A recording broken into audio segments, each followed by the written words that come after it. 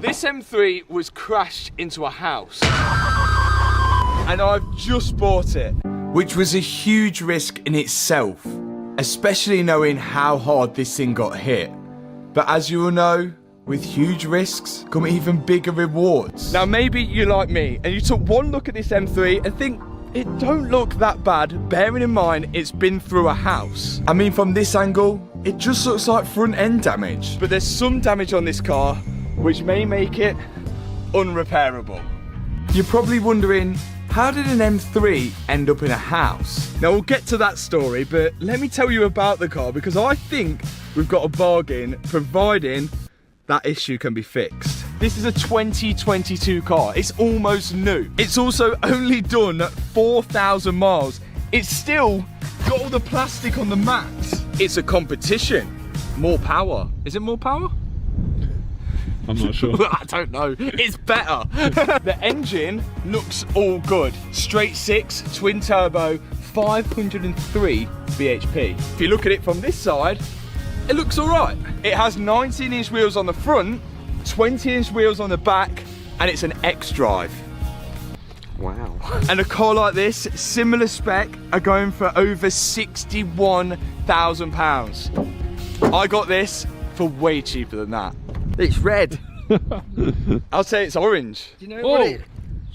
That's red. Red. That's red. Same as Ferrari, isn't it? Yeah. No way. That's 100% red. Red. I'd say that's orange. You say it's red, really? It's No, wait. Where's the code?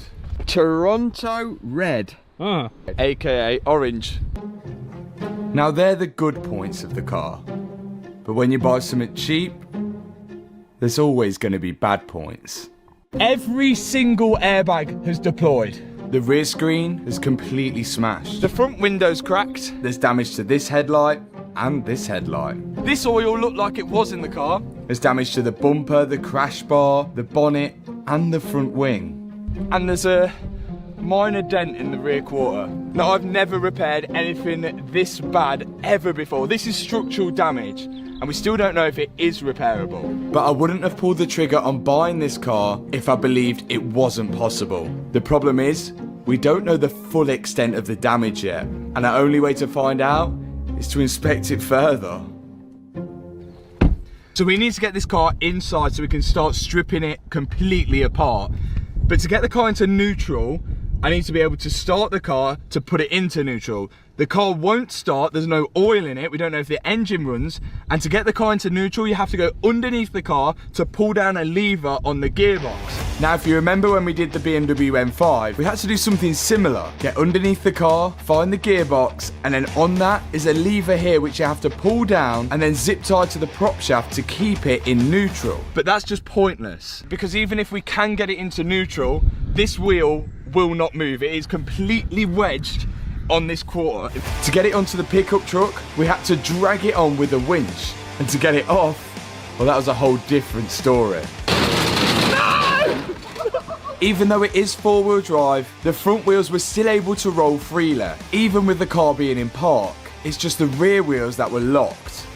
Honestly, I don't know where to start with this car, but my first plan is to probably cut this arch out so we can get this wheel moving, then see if we can get it in neutral, then see if we can start the engine. That's the plan. Being that you don't like BMWs, or do you like this one? No. I didn't think so. As Hannah still isn't keen on BMWs, I was going to let her do the cutting of the rear quarter. I thought I was going up here. No. This doesn't seem right, but here it goes.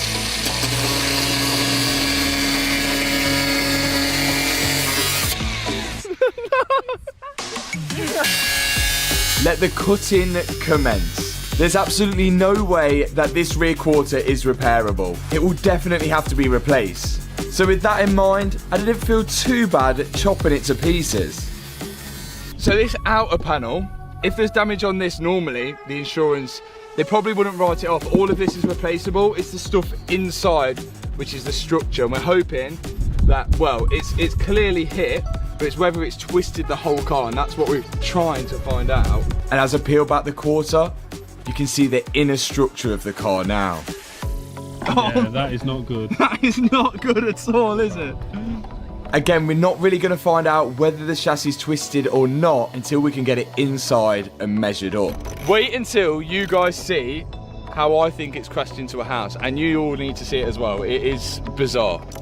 It is bizarre. Oh, don't break Yeah. There's an ECU there as well. I was just shopping. Look at the boot floor. Oh my god. Next step, see if we can get it in neutral. Step after that, get it in. Step after that, get it started. I think it'll start. What, have you even all that oil on the floor? Reckon we'll be able to drive it It'll then? start, but not for very long. Oh yeah, do you think we could drive it? Not with a suspension like that, no. Why don't it just jump It might around? go. It'll just crab, won't Why it? don't you just start it here, then you can put it into neutral manually. Oh yeah, and then get it in drive. Well, I could just drive it if we could start it here. Yeah. There's no reason why this won't drive apart from all the oil on the floor. Has it got oil in it? And you can't test it with Oh, the car being on. Oh yeah. Now the wheel has clearance to turn, but instead of going underneath the car to try and get it in neutral to push it, we decided it's a better option to try and start it and actually drive it. Problem is, we can't check the oil on this engine. We can't check the oil because there's no dipstick for checking the oil, because for some reason they decided not to make cars with dipsticks anymore. It's something to do with emissions, that, isn't it? Weight saving. So, I don't think there's going to be any oil in it, and BMWs insist for some reason, Matt, check this out, underneath here, see at the very bottom, down there, that's the oil cooler. BMW put them on the very bottom of the car, which makes sense, it's going to get mad aero, but also if you hit a speed bump or whatever, it's just going to perish the oil cooler. So my plan is to go underneath and find the oil cooler feed pipe and the return pipe. I'm going to unbolt both of them from the oil cooler. Does any oil come out? And then find some kind of hose to bridge the gap between the two. Oh, there is. Okay. There's oil in this one. This is gonna do it. This is gonna be our oil cooler. Now, instead of the oil circulating through an oil cooler, it will just pass through my silicone hose, which is good enough to get the car started and into the unit. The metal part of the hoses are kinked, so I'm gonna have to replace them anyway. So I've cut them off, so now I can slide on my silicone hose. Here it is. Da-da-da. Whoa! So the only way now of finding out how much oil is in it is draining it all out of the engine, but then it's just going to be carnage. I think the best plan is to get power to the battery, get the dash lit up, and the dash will probably say if it's got no oil in it straight away, surely. If you've watched any of my videos before, then you know that usually when the car has a crash, it blows the pyro fuse when the airbags blow, which stops the power going to the starter motor. You'll still get power in the car, but you won't get power to the starter motor. This is the first time I've actually seen a pyro fuse here on the actual battery terminal. So what this is doing is stopping the power going along here, down into this cable, and then this cable is sending the power directly down to the starter motor. So now I'm going to see if I can break open the casing of the pyro fuse to see if there's any way of bridging the gap so the power will get sent to the starter motor. And I've never seen this type of pyro fuse before. So the pyro fuse, all that does, when it blows, it literally pops off like that, and that's why that's a little bit bent. But by doing that, we've got direct power to the starter motor now. Look at that, it's fixed. So by doing that now, I've bridged the gap in the pyro fuse and I can put it back to the positive on the battery terminal. It's almost like BMW knew people were going to crash them. Right, We got power. add coolant, it says, so we got no coolant. Does it say add oil?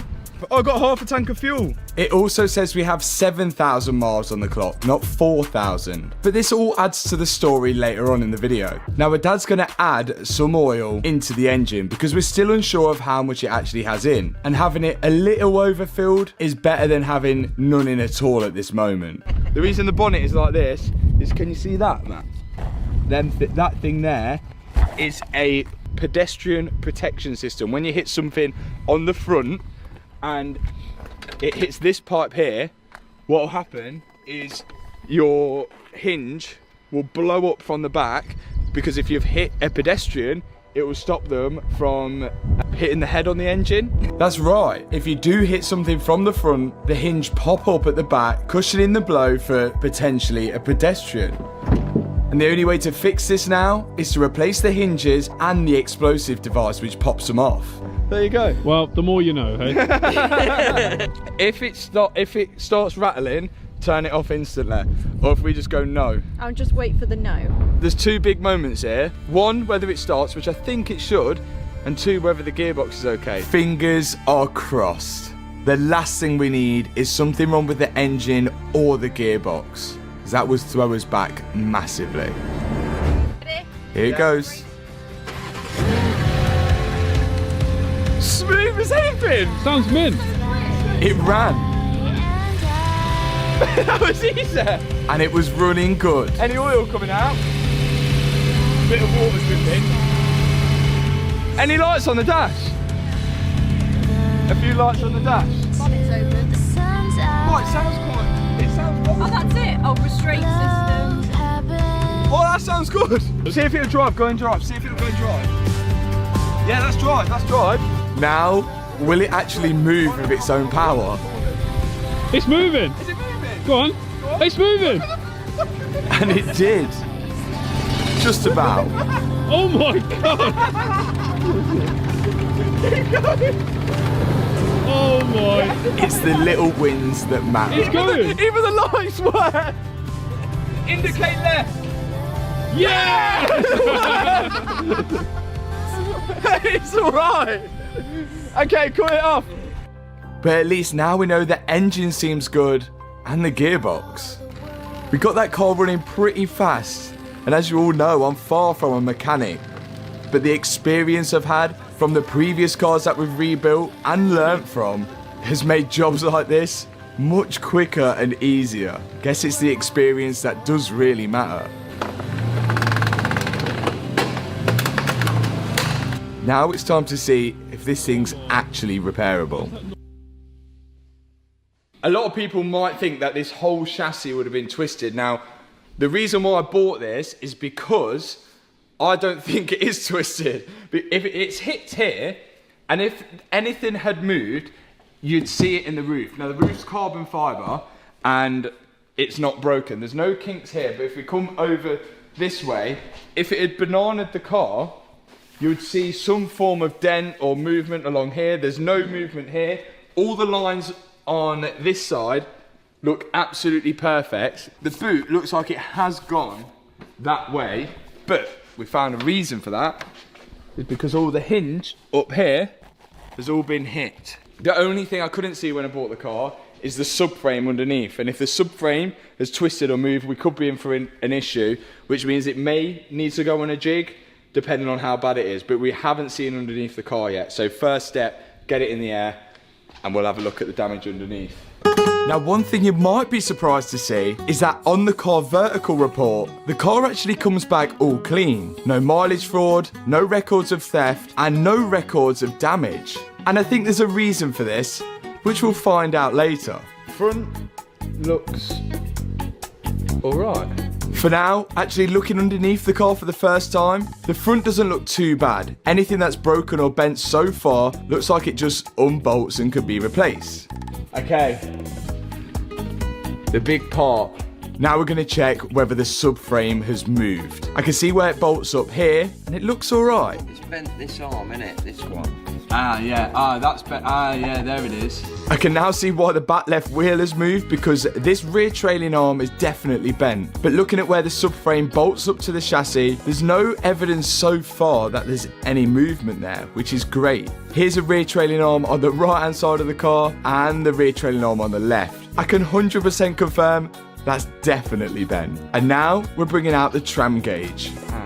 We're going to be measuring from corner to corner of the subframe to see if we get the same measurement. And if we do, we know that the subframe's sitting in the right place. Oh, in the middle. Good news. Good. So it is literally straight. So that is the best way to find out if something's straight. And that is bang on. We're not out, like, you probably get a few mil tolerance, but we're going directly to the center of each side of the bolt. that's good. If it was bent, then it would have moved something, but that is bang on. And that is called a tram gauge. And that's what the professionals use in. We use the professionals. I'm just gonna undo this arm here. See if you can push it back. and see if it moves the wheel a bit. The wheel's Oh, moving. I felt a lot of release there. Yeah, it's moving already. The wheel's moving for sure. Now I'm going to take that rear arm off. Then if the wheel moves back in the correct place, it may just be as simple as one bent arm on the rear. Rear wheel steer. Look at that, it's straight. I can't believe how much it moved. It's not rear wheel steer. Did you say that you think we should replace it all anyway? I feel like we should. You don't know what's bent and what isn't bent by just looking at it. Good news, monumental moment. We think this car could be repaired, but we need to now see how much damage is behind that quarter. But how exactly did this car end up like this in the first place? Well, I found this listing before the car was crashed for sale at this place online. And this was the place I actually picked up the crashed car from. You can see the car looks pretty good here, and it's only done 4,500 miles. But it must have drove around 2,500 miles more and then end up in a house. But my first question is, how did someone even manage to drive it in the house? I still cannot get my head around it, and I don't think the police could either. Here's the house. Car entered here. Yeah. How has the car entered the house there? The house that it hit is on the corner of the road here. If the car was driving down this way, it's too much of an angle for it to hit the rear quarter on the wall there and then go into the house. So my only thought is that the car was coming down from this angle down here and maybe spun somehow, hit the rear quarter into the wall and then go into the house. Excuse me, teacher. Yeah. Do you know on the previous photograph, have Yeah. we got any tire marks on this grass? None at all. There's no tyre marks on the floor, and none of the grass between the road and the house has even been picked up. So how has it ended up in the house? I guess we won't know, and we might not ever know, but one thing is for sure that I do know is that the person who drove it into the house was either not insured or didn't go through insurance. And let me show you why. On the car vertical check, as I mentioned, it shows completely clean, no record of damage. So they never went through the insurance, and that's why it never got registered. And to be honest, I think if it did go through insurance, it might have just been a complete write-off, never to be put back on the road. But I guess again, we'll never know. That is serious. Oh my God, it's eaten the arch lining. Look at that. That's the arch lining. So the whole car is built in sections, and this is all steel. So unlike the M5 where it was aluminium and it was all bonded and riveted, this is just spot welded all together. We've got to strip more of this car apart to see how far the damage has got.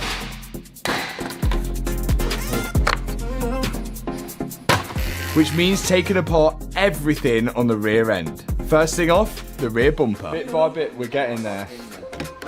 Everything in the back left is in a pretty bad way, and we're definitely going to have to replace it. That's if we decide it's repairable. Underneath all this sealer is where all the panels are joined together. So every time you see a bit of seal, it's covering over the spot welds. We've now got to work out how many panels actually need replacing. And with the next step being taking out the arch lining, we found the damage. It's a lot worse than we thought.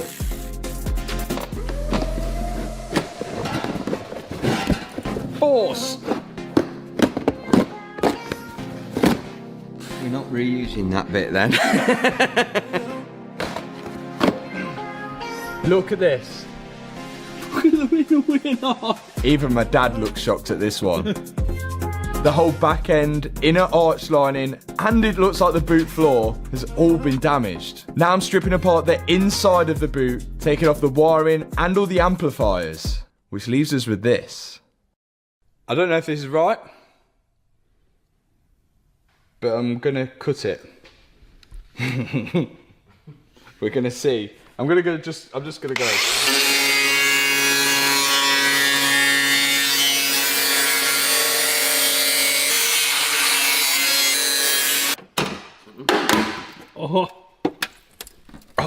god. How's it worse? What does that even mean? Look at it. Oh my. It is bad, isn't it? That's well bad. Now what? We've still got to continue stripping it because the damage just keeps on going. And I don't want to buy anything for this car if it's just completely scrap. So the next thing to take off is the parcel shelf. We want to see if that's got any damage from the rear quarter being hit in so far. First off, we can get the fabric off it.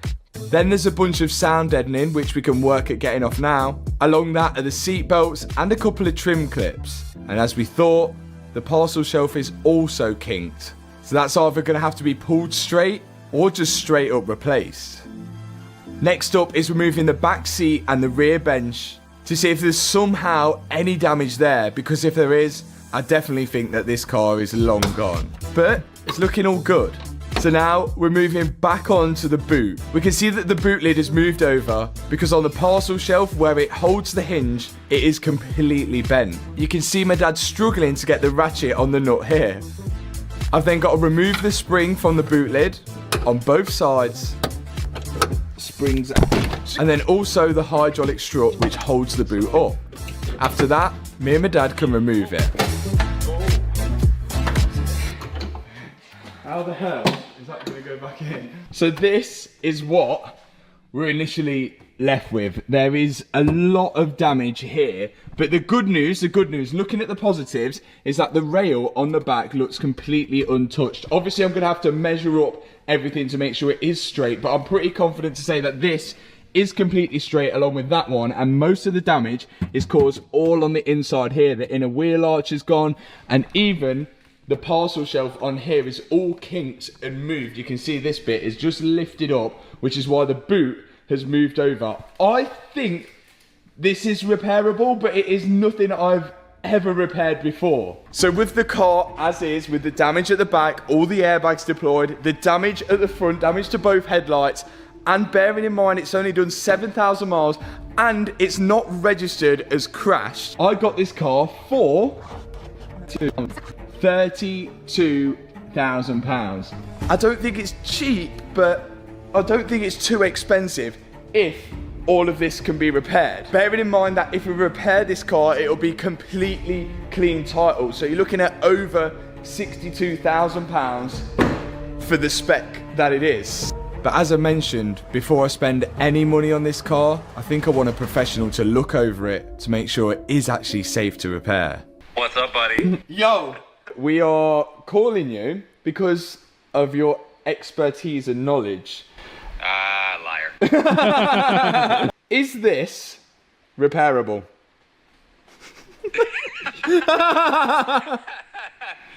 By repairable, do you mean like after you cut it out you can repair it, or like fix that?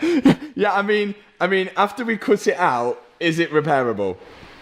Yeah, anything's repairable. Which is exactly what I wanted to hear. Now, we can begin work. So all of this can come off with all of these separate little spot welds here. Can you see? Look, spot weld, spot weld, spot weld, spot weld. But I'm not going to start that just yet. We're going to start here at the front and then work our way back because there's still quite a lot of damage that needs to be done. Let's do it. We'll worry about that rear quarter later in the video. For now, let's get this bonnet off. And anytime you have damage to a bonnet on a car, it's always good to replace the hinges as well. Especially on this BMW because it has that passenger protection system. This little device here you can see me pushing down, which pushes the back of the hinge upwards to protect a pedestrian if you were ever to hit them. But to access the hinges, we've got to take off this scuttle panel along with the wiper blades, and now we can get to the system which is bolted to the hinge. Because these are deployed, we're going to have to replace not only the protection system, but also the hinges as well. These hinges, they can actually be reset after they blow off with the pedestrian protection system. And someone said, why don't I do that to just save the money? Well, the thing is, even if I do like slide that down and then hook this back over that little knob there, this hinge, you can see, it is well bent. Like, it's proper, that's meant to be rolled back there. So if we're lining up the bonnet, it's just not worth the hassle. Just get new hinges and stop being a cheapskate. Last time, we tried to work out how exactly this BMW ended up in a house. And this time, we actually have new footage. This is CCTV from one of the houses down the road, and if you look in the top right hand corner, you can see the BMW fly past and into the house. And what's even better than that, I actually had emailed a recreation of the crash, including the speed they were going as well. They were going pretty fast into this house. Ah, so that's what happened. Now we've just got to rebuild it. So there's still more damage to the front end of the car. Both front wings are damaged, the front bumper, the headlights, and who knows what else when we start to tear this apart. There's even little things that you forget about, like the parking sensors and the wiring, which has all been broken. But at this stage, it's just a case of stripping everything apart and trying to find everything that is damaged so we know we can replace it. The front left headlight is definitely no good to us anymore, and there's parts of the insulation of the house inside the light. And on the driver's side headlight, that's all broken up as well. So that's also going to have to be replaced.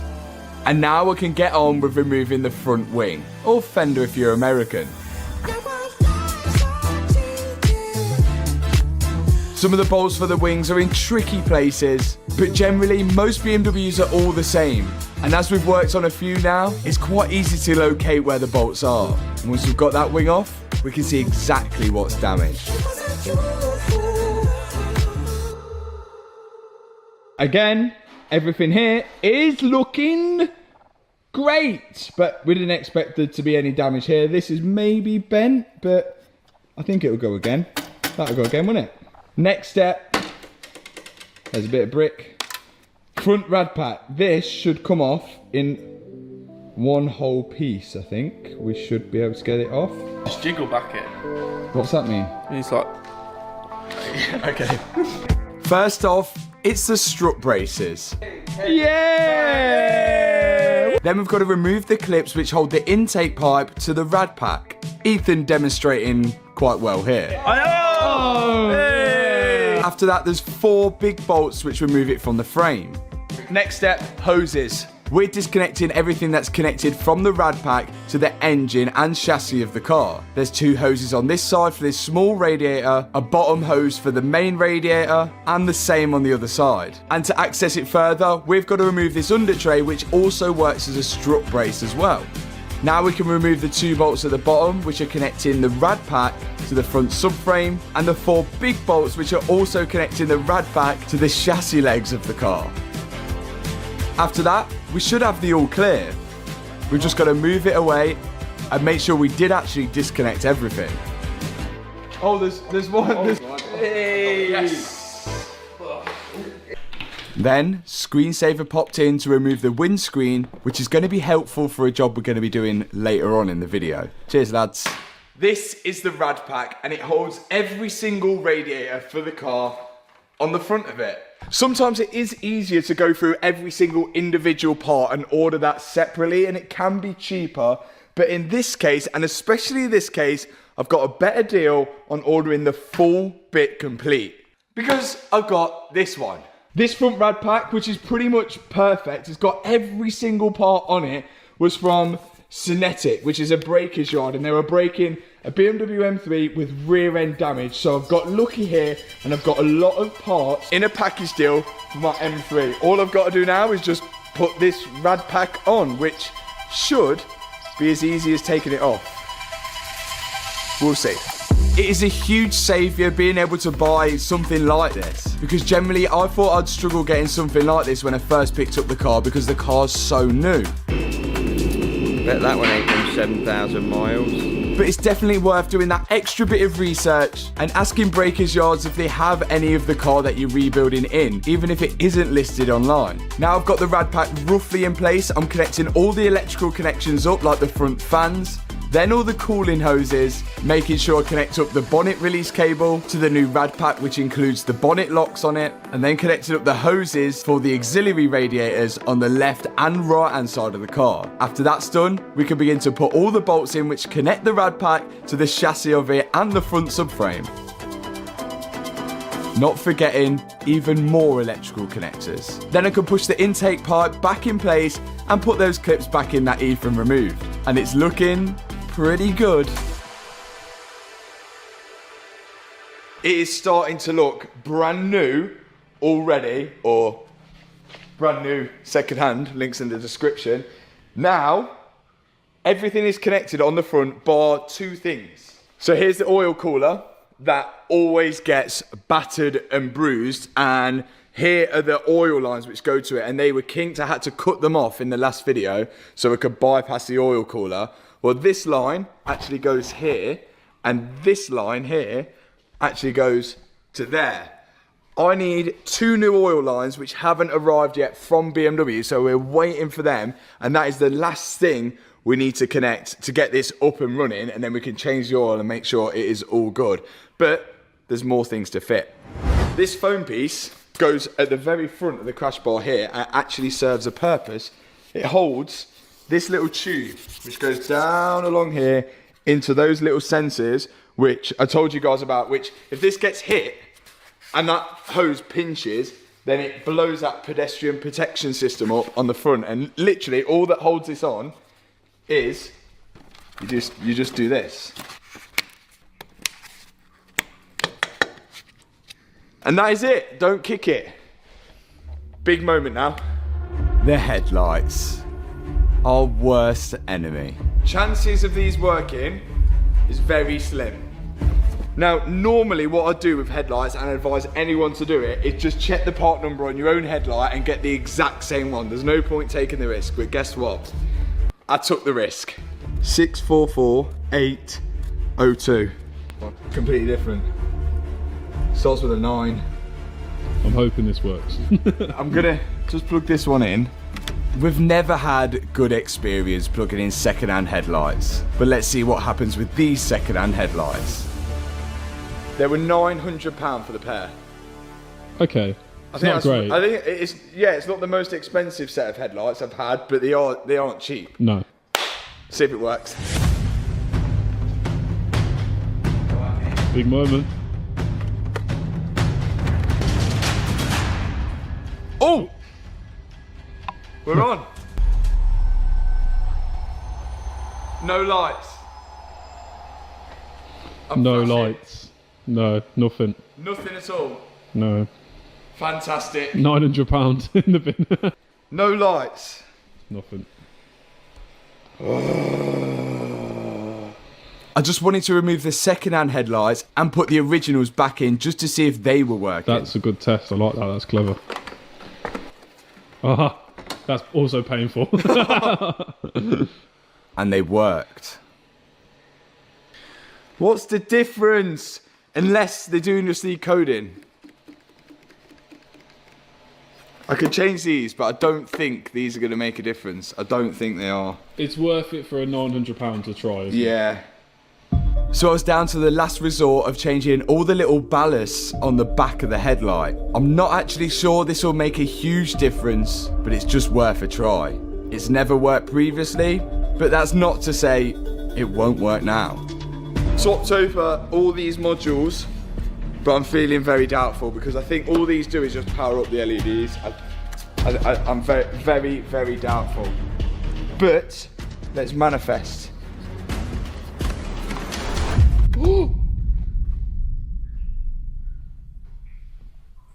It actually works. No way did that work. That's never worked before. That's never, no, that's never worked before. This one! Yeah!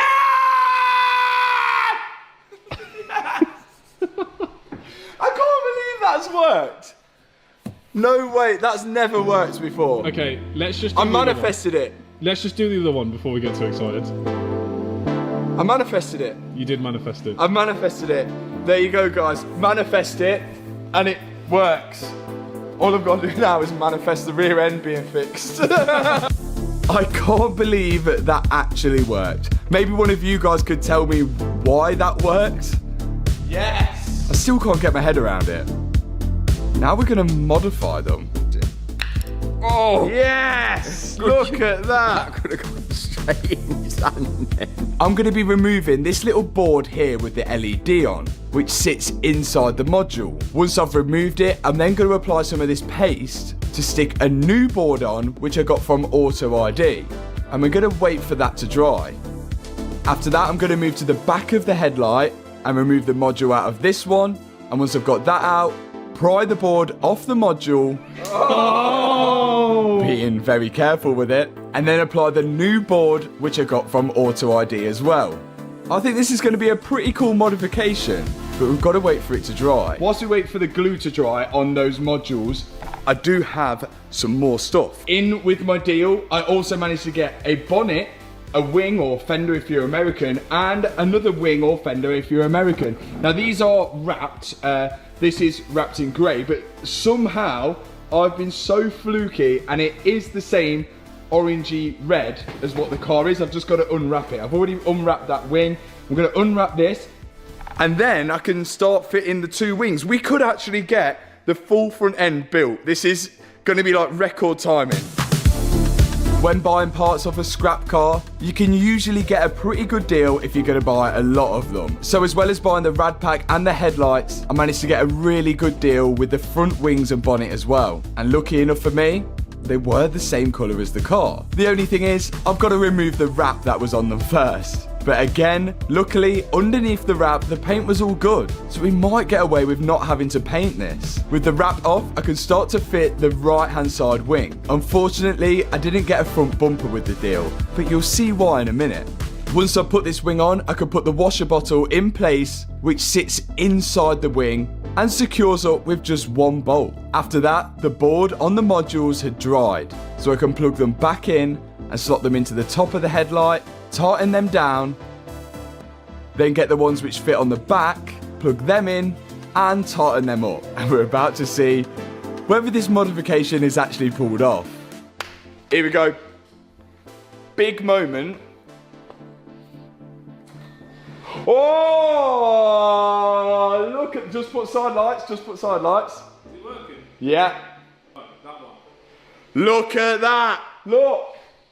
Yellow. I know some people are going to be like, why would you do that? But that looks mental. Yellow DRLs. Oh, and that's cool. Wait. Full effect. Oh, look at that. That at night time is going to look sick. Yeah. I like it. Yeah? Good news. You don't love it? Is it legal? Is it legal? Is it illegal? Are you the police? That is looking so cool. Again, I think it's those extra little touches which is really going to pull this car together when we finally get it back on the road. Now, we're on to wiring. Some of the parking sensor wires have been pulled out of the connectors on the front. So instead of buying a whole new loom, which is pretty expensive, I imagine, I'm just going to splice the wires on the front, slide on my little solder stick, then slide on a connector which I had left over in the unit, and when I use my heat gun over this little solder sleeve, it will heat it up and melt the solder in it, making a nice connection. Now some people don't like the look of the standard front bumper on these, and I kind of have to agree with you. The front nostrils are pretty hard to get used to. But when I went to Auto ID, they said there was a solution for that, and I think they're right. This is the Adro bumper, and Auto ID are the UK distributors of Adro. And I think this bumper is going to dramatically change the front of this car for the good. And I don't think we'll get the full effect until it's painted. For now, we've got to see whether it fits right. So I'm fitting all the parking sensor wiring loom, which I've just repaired to the back of the Adro bumper, and then I can slot it into place. Again, a huge thank you to Auto ID for this. When they reached out to me to help with the modifications of this build, of course I'm not going to say no. I'll be mad to. For now, the Adro bumper is on. It's a 10 out of 10 from me. Look at this. That looks savage. That looks unreal. I think that is a definite improvement. Again, there's probably going to be people that are like, oh no, I prefer the original. But how can you not like that? I know it's not orange or red or whatever the colour of the car is at the minute. Oh, that looks wicked. That looks absolutely wicked. Introducing more modifications. I wouldn't be me without upgrading the car as well as rebuilding it. So to get rid of those ugly strut braces, we've got some carbon strut braces from Keys or Kiz. I'm not sure how you pronounce it. These are just going to simply replace the old ugly strut braces and look a lot better in doing so. I always like to throw in the odd upgrade when rebuilding these cars just to give them that extra bit of edge to a regular BMW M3. And I'm sure there's going to be plenty more upgrades throughout this whole rebuild. It's a very upgradable car.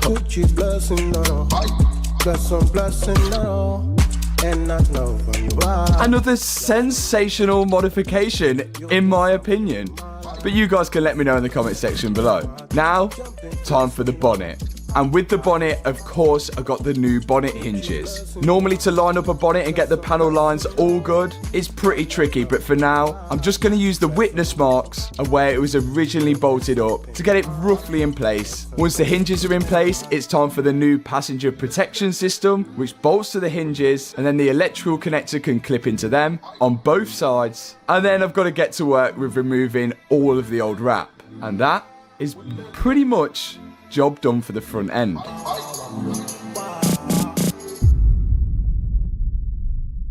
Right, lads from the body shop have come down who paint my cars and they've said that basically what I shouldn't have done is cut all of this out, which is probably right, because the idea is to pull this out with all the panels connected to try and get this line quite nice before I start taking off the quarter panels and everything else. Look at the contraption that they've set up.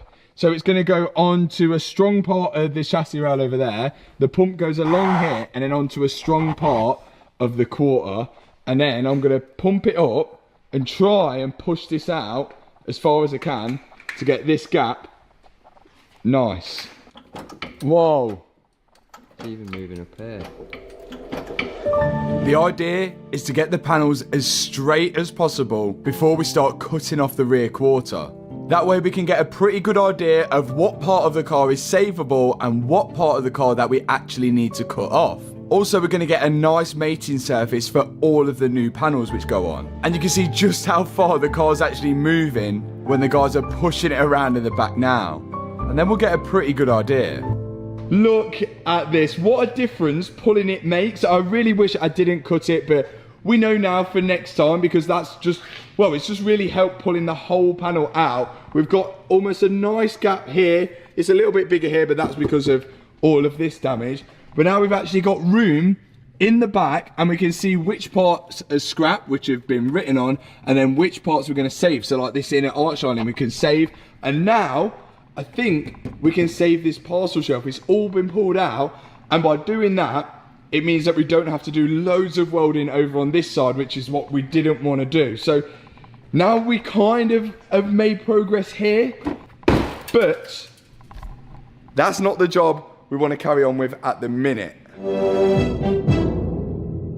All of the airbags inside the car need changing. Every single one is deployed, but to do so, I need to be able to open the doors. So I've got to put the wheels on, but that brings me to the rear, and that's why I've got this arm here. Remember in the first video, we found that only one arm was bent on the back. So all I'm going to do is put this arm on, see if the wheel sits straight, put the wheel on, and I should be able to just drive it forward enough so I can open the doors and fit the dashboard. So this is actually going to be quite interesting.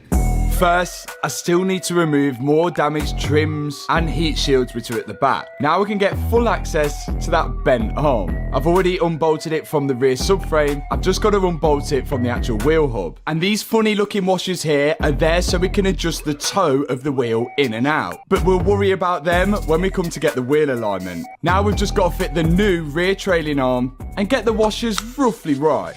That controls the handbrake, and it is broken. Slapped off. So So just got to put a new one of them on. Also, the electronic handbrake is broken. It's only plastic and it's snapped off from the actual caliper. I've just got to unbolt the broken parts off the caliper and then bolt on the new electronic handbrake. All this is a motor which twists the piston on the caliper outwards so it clamps the brake pads onto the rear disc, effectively doing a handbrake's job but electronically. Now I can put the wheel on and I can see if everything is all lining up okay. And from here, it looks alright. Okay, moment of truth. We want to pull this forward. Actually, let's check the tracking. That looks sound. This one, sound. I think we're good. Look how crazy this thing looks. Yeah! Yeah! Oh yeah, it's a little bit pointed in, isn't it? Yeah, that's definitely... But yeah, I did do that. I can tow it out. I've just, that arm I put on has got adjustment, which I did show. But now we can get doors open and it's time to do all of these airbags. Obviously we've got to replace the full dashboard because the passenger airbag has split the dash over here and you can't repair this. There's a weak point in the dash and when that blows up, it's no longer repairable. So we've got to replace the full dashboard. Luckily, I got one, second hand, £450. That's not too bad. I don't think, it didn't include airbags. I had to buy the airbags. The airbags, it did include airbags. And you've bought them separately as Oh well? my God. Well, that's a bonus. I could send an airbag back because the airbags were about like 700 quid for the second hand one there. So we saved £900 with the headlight. We're on 600 with that. a roll. We're on a roll. This is out of the 3 series, so I could regular 3 series, but I think it's the same. But we'll find out. First step is to remove the seats. I always tend to do this when doing airbags. It just gives you a bit more room to move around the car, especially when all of the airbags are deployed. That's one driver's seat out and the passenger seat. Loads of room now to crack on with the work. I'm going to start off with the curtain airbags. The ones I hate the most. Off comes the A-pillar trim and the curtain airbags are just clipped into the actual frame of the car. But the clips are so powerful and they're really hard to get out. But once you've got them out, this is what the device looks like. Onto the new curtain airbag, which I bought from BMW. Fresh with new clips, ready to go in. All I've got to do with this is plug in the electrical connector for it. There's 2 bolts which hold the actual explosive device to the frame of the car and then the rest is all on clips. And it's exactly the same for the right hand side of the car as well. And once that's done, we can push back the headliner and move on to the next thing. Ready? Okay, curtain airbags are in. That is a horrible job, but it's done. Next step, we've got to take these seat belts out because they are fully locked up. Oh, that one isn't. Oh, do you know why that might be? Why? What do you think? Because the passenger wasn't driving. Normally, so these seat belts lock out, so when the airbag deploys, you stay in the same spot. Otherwise, if it didn't lock out, then what would happen is you go forward, the airbag would deploy, and then you just KO yourself on the steering wheel. So these lock out to keep you in the same spot. Did you know that? I did know that. Thing is, we can get these sent off to a company and then reset and have new airbag device things put on them, which is what I plan to do because it saves a lot of money. So I'm going to take these bolts out and we'll send them off. Then we can get onto the dashboard. Are you going to send the other one off? Yeah, just in case, because I feel like it should have been locked out. The only reason I can think of that the other seatbelt hasn't locked up is that either the passenger wasn't wearing a seatbelt or there just wasn't a passenger. I guess we might never find out. But now I've got the trim removed, I can access the bolts which hold the seatbelt in place, remove them and send them off. And we do exactly the same thing for the passenger side. Even though it does seem okay, I just want to be sure. Seatbelts are out. Next step, The big one. Center console's got to come out because the dashboard has got to come out. I thought I might be able to get away with just taking the dash out and leaving the center console in. But when we look at the old dashboard, there is a bolt holding it in there. And there was something there, but whoever took that out broke that. So, yeah, center console's got to come out. Here we go, onto the big one, the dashboard. There's no avoiding it, we've got to do it. First off is the trim at the back of the center console. Once I've got this off, I can access the two 10mm bolts, which bolt the center console to the frame of the car. Then I'm going to go in the cup holder, remove the trim, then I can see the other two 10mm which hold the center console to the frame of the car.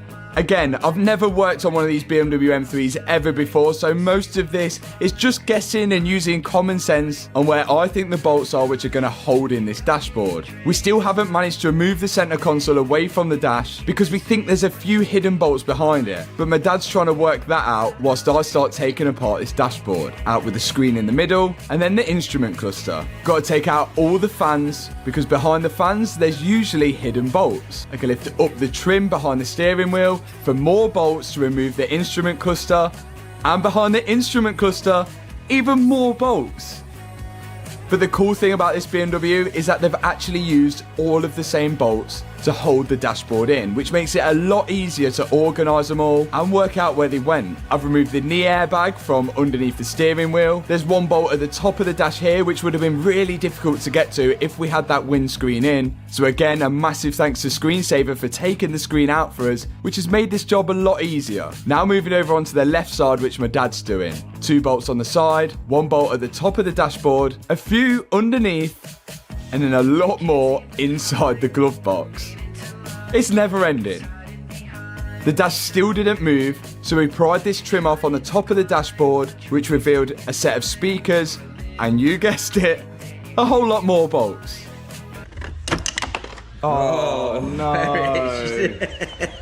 My dad dropped one of them, but we managed to find it. Next up is the steering wheel airbag, pops out from the steering wheel, and then I can loosen the one big bolt which holds the steering wheel to the steering wheel column. We're going to tape the clock spring into place to stop it from spinning and breaking. Then I'm going to start to strip apart the steering column, just so we're able to pull the dashboard over the top of it. Then I think we finally figured out where the last 2 bolts were. I think we're on the last 2 bolts, which are like through this tiny little hole at the back. For some reason BMW put them there. The rest really easy, and of course the last 2 ones are going to be a faff.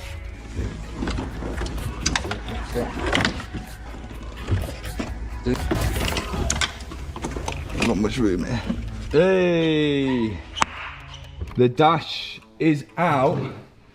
There's a lot of stuff in here. Bearing in mind we've just taken the full dashboard out, there's still a lot of stuff. Heads-up display, steering column, this whole metal frame. So this is how many screws we're holding on the actual dashboard. If we've got any left over at the end, we haven't done very well. And we do a little score out of 10. Now we're gonna minus 2 off this because the new dashboard has got 2 broken bits off. So if we've got 2 left at the end, that still counts as a 10 out of 10 score, as I see it.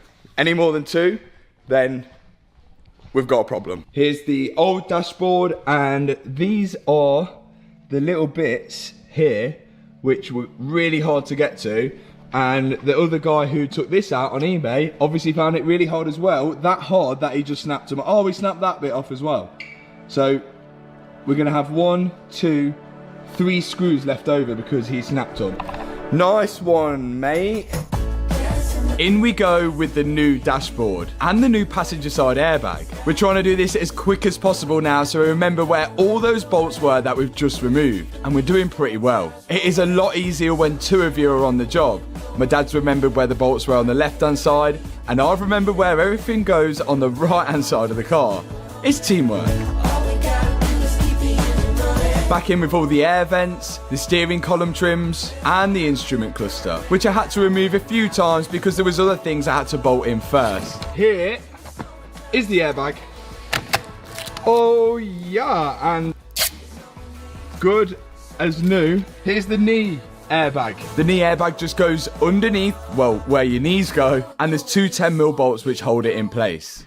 As they would say in France, j'ai fini. That means I'm finished. Look at that. And we had 3 bolts left over as predicted. I forgot to film that part, but you're gonna have to take my word for it. It works. Look at all this. The dashboard is lit up. That's lit up. All of this is lit up, that's lit up. It's great, and everything all works. I kind of wish I had the bucket seats in this, but I think the bucket seats are really expensive. But we have smashed this out in a matter of a couple of hours. All the airbags are now in, even the curtain airbags. The only one thing we're missing are the seatbelts, which we're gonna have to wait to get back. But there's still more. The oil cooler lines have arrived from BMW. Now, we should be able to get these fitted and kind of finish off the whole front end in one whole go. If only this job was as easy as it sounded. First off, I'm going to drain the oil that's inside the engine, which is easy enough done. And then these two oil cooler lines are in a place I can't even describe on the side of the engine. They were so difficult to get to. But eventually, I got one out, and after fighting a bit more, I managed to pull the second one out. But putting them back in is going to be a struggle. That was a lot harder than I thought. I've had to take down the steering rack, the anti-roll bar, just to get the oil lines in, which you'll never see. They go some weird route all the way up there, and then come down into this oil cooler here. So now, I've got to get these ones on and slot them in. This is going to be even harder now because these are longer, because I've not cut these ones. So I've got to get these ones up into the hole, bolt it all in. Don't let this edit deceive you. This took a lot longer than I originally thought, and a lot longer than this edit makes out. I pushed them up to the side of the engine and then bolted them one to one side of the oil cooler and one to the other side of the oil cooler. Then it was on with the under tray. All the under tray and everything is on. But remember, BMW decided to leave the oil cooler kind of exposed. There is an under tray here, but it's still exposed. And this gets a battering, and we don't want it to get a battering again. And this is a modification now, which is actually, what do you call it? Improving. Yeah, it's improving and practical. It's a practical modification, because look at this, from Auto ID, it's an actual tray, which probably should have come with the BMW from factory, but Auto ID realised that and started selling them. And now, this tray not only still provides the aerodynamic cooling system that we need, it also provides the protection as well.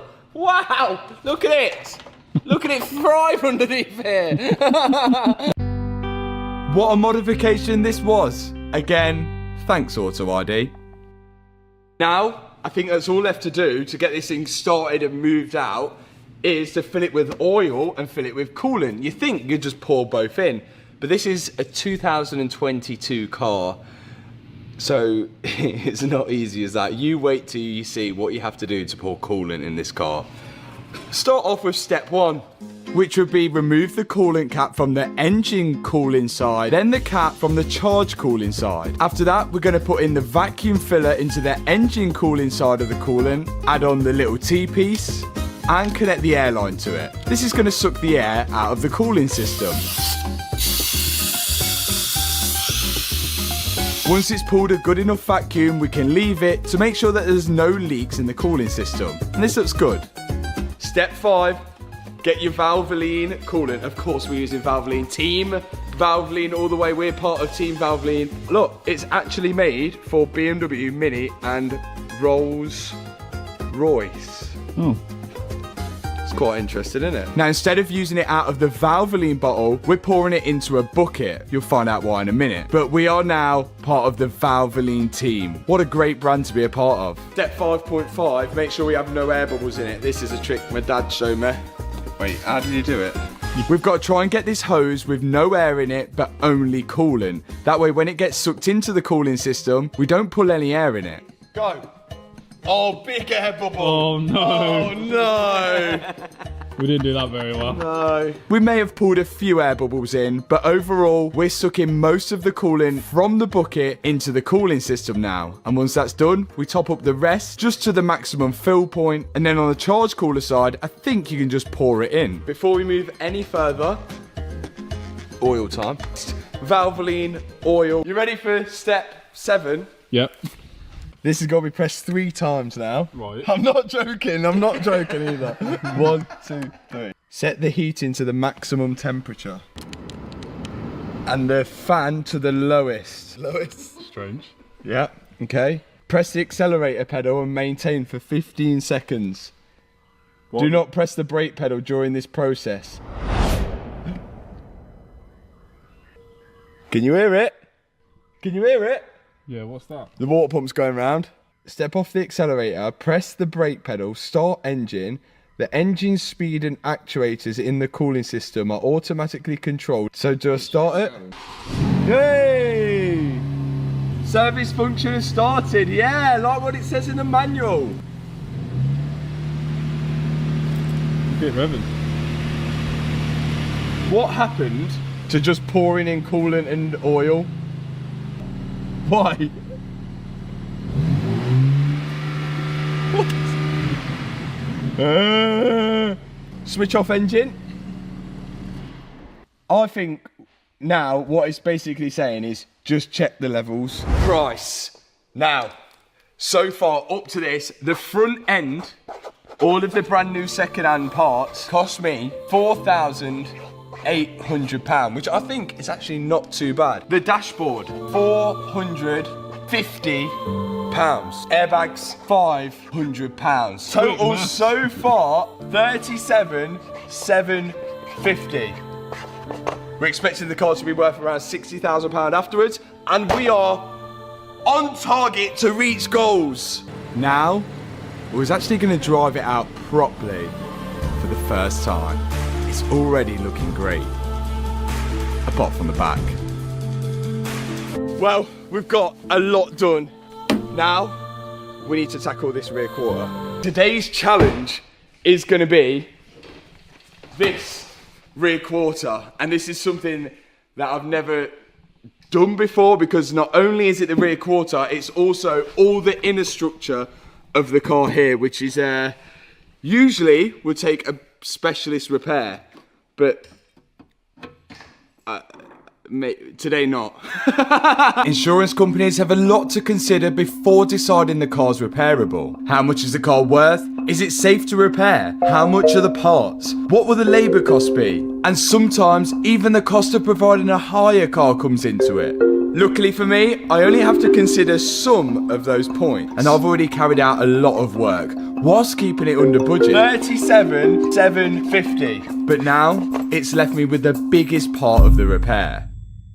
We have Jack from Florida. Sorry, Freddie, we've stole Jack from you now. They nicked me. In the last video, before starting any repairs to this car, I called Jack to get his professional opinion. Is this repairable? Yeah, anything's repairable. And to be 100% sure we were doing it right, Jack, come over. So basically what you're gonna do is I'm gonna give you something to cut this whole thing out. We're just gonna start hacking out stuff. It's gonna look scary, but it's gonna be 100% better once we cut it all out. 100% better. And that's exactly what we did. I started hacking away at all the damaged parts on the rear, because once we get the outer layer off, we should be able to see the damage inside. My compressor has not got the power to do it. We don't want to grind it, because if we start grinding, it's going to flick sparks all over like the carbon roof. We need to use the compressor, so I think we're going to head to Mallory Performance and use their compressor. And with a bigger compressor, the job was a lot easier, and I got to work at cutting away the rear quarter. Now we can see the full inner structure of the car, and you can see it's built up of loads of different parts. Now we're going to work out what we need to replace and what's safe to keep. There was actually a lot more parts which were damaged, including a lot of the inner structure. So I'm cutting away all of the damaged parts now, but being careful not to damage anything which is worth keeping.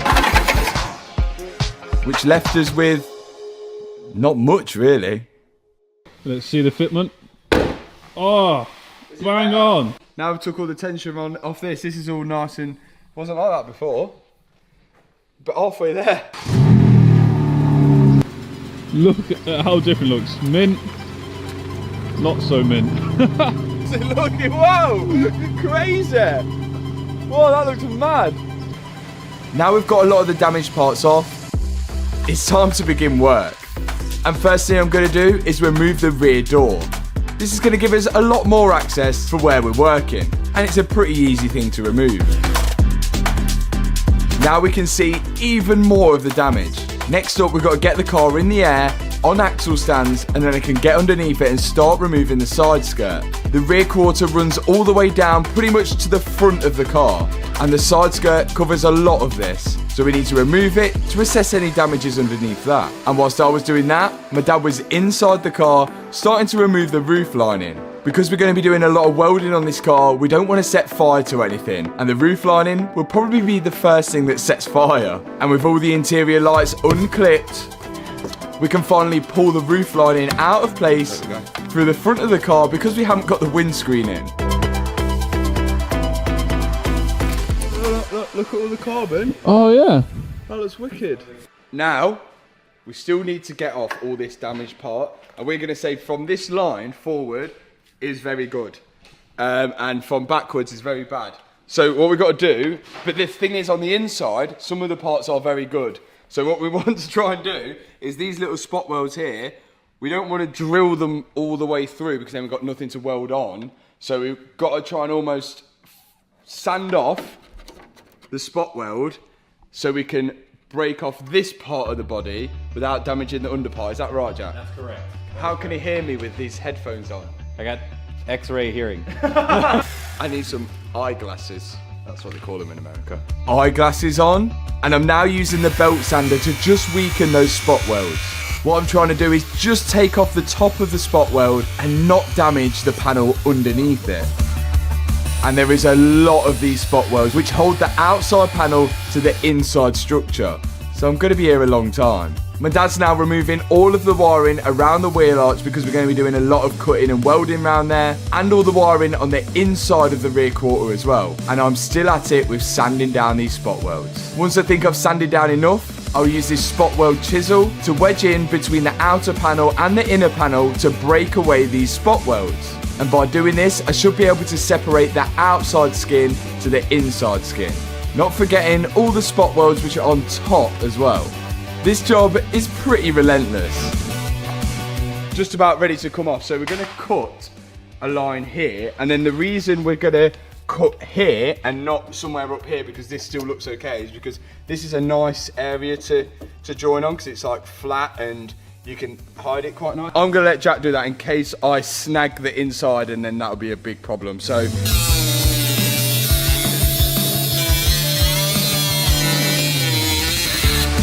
now Jack's cutting the outer quarter panel off, being careful not to cut through and damage the inner panel, because this part of it looks okay. Yeah. Yeah! Woo! Look at that! Now, there's barely any... Oh, there is more stuff we've got to take off. Have we got to take all that off? Oh.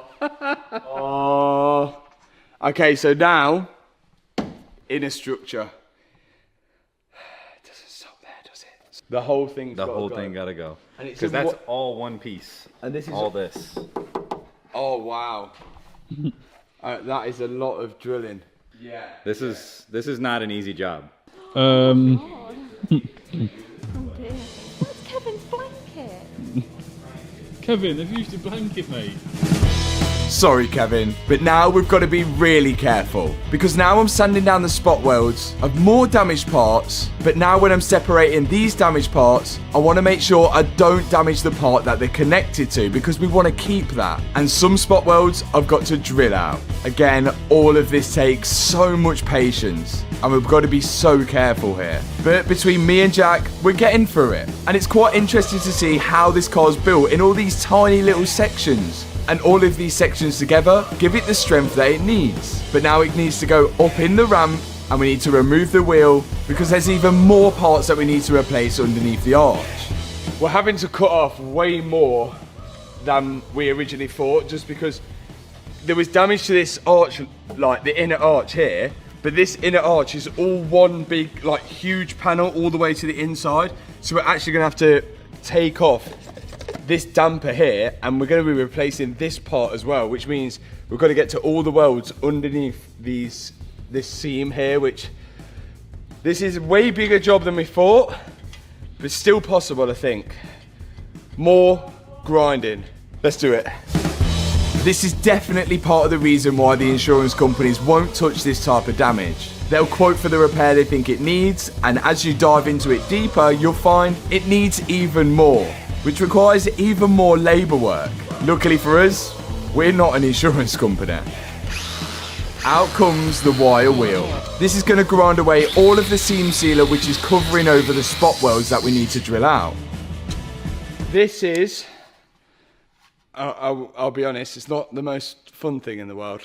What a messy job this was. But it needs to be done. The seam sealer is covering over all of those spot welds which I mentioned.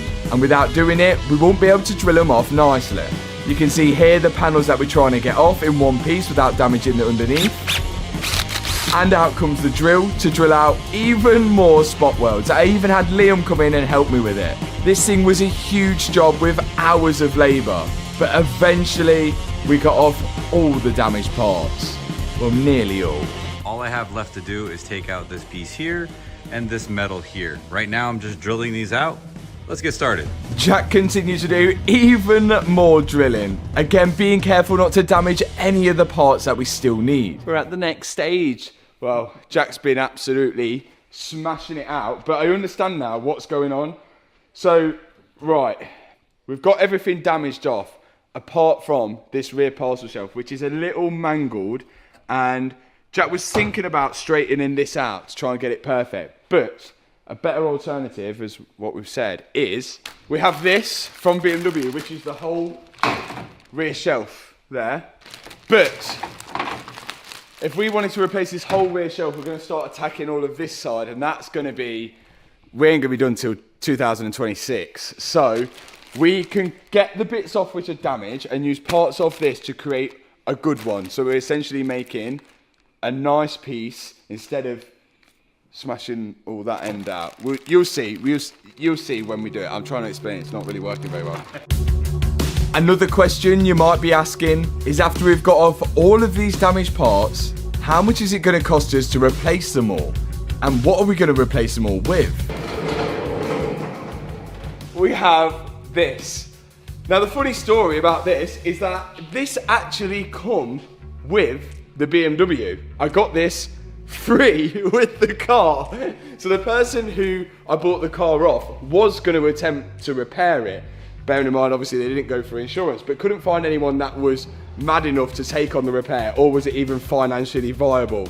So we got this free with the car, which was an absolute bonus. The only issue with this is we need more than this part of the quarter. There's dents here, but on the good side, all this inner structure, everything inside here, the shelf and everything like that, is all usable to an extent. Even though having this second-hand part has saved me a lot of money, what it didn't save us is time. You've already seen how long it takes to strip apart the panels of the outer structure to the inner structure, and that's exactly what we've got to do on this second-hand panel as well.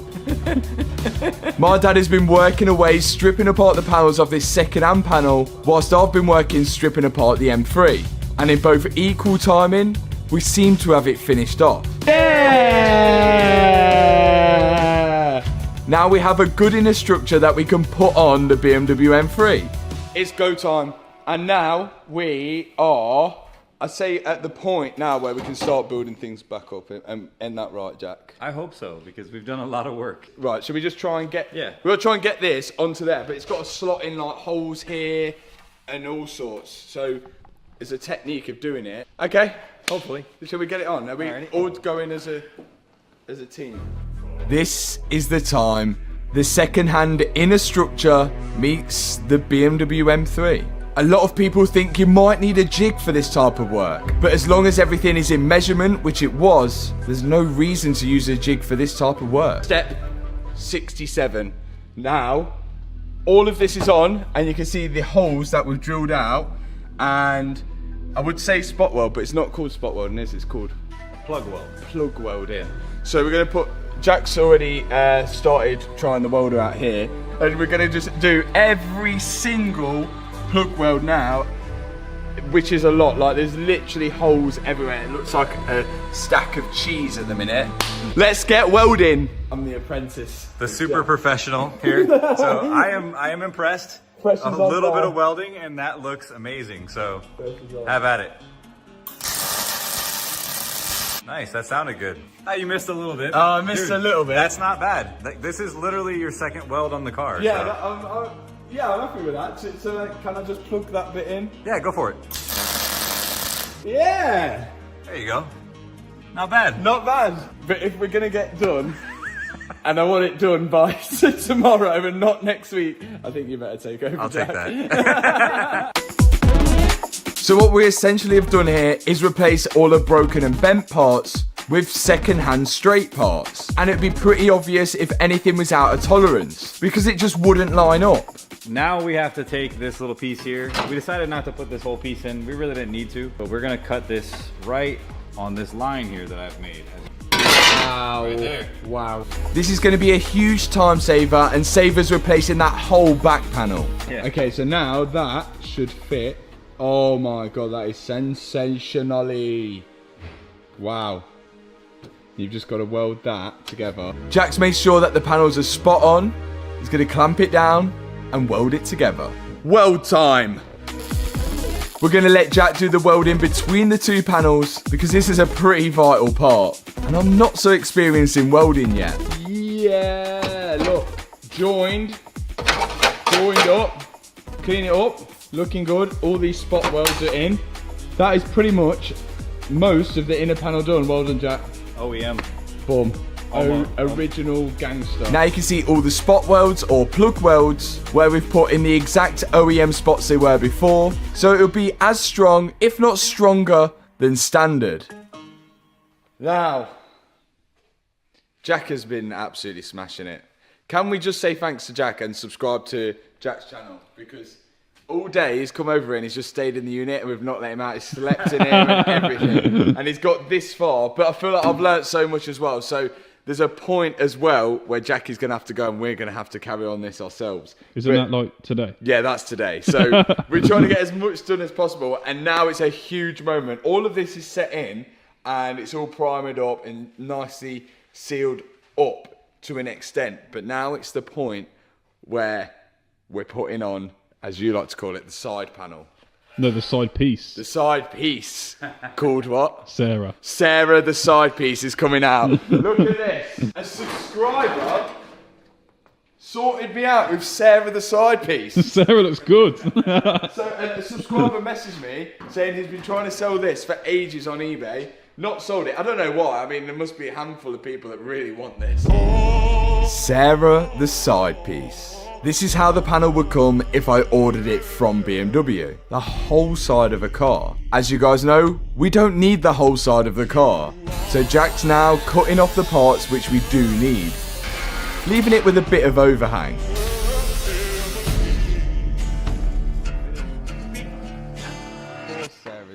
Whoa! Fit. Oh my god! Look at that! We then got to take the side piece off, put some masking tape on it, which is going to help Jack cut it in a perfectly straight line on the top half and on the bottom half.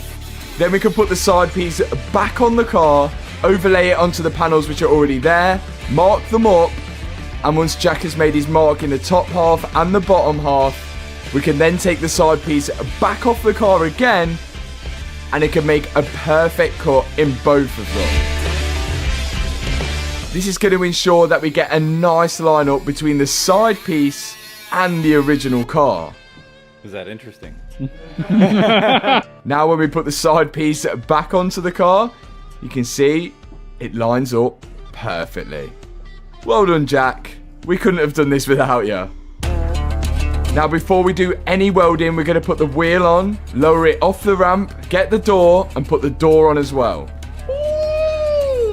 We need to make sure everything lines up. Look at that. Including the boot as well. And instead of having it on the ramp, we've lowered it to the floor to make sure none of the panels are flexing anywhere. The only thing which was slightly off was the boot lid. So we had to make a few more adjustments, but After those adjustments, Look at that. we got it pretty much spot on. With us being confident that it would fit, the side piece comes off. Go! My dad will start to drill some holes in it ready for the spot welds to go in, or the plug welds, and then drill some holes in the existing panels on the car as well, and then I'll get the panel bond out and start applying it to the inside of the arch on the side piece. Jack will make sure it's neatened up.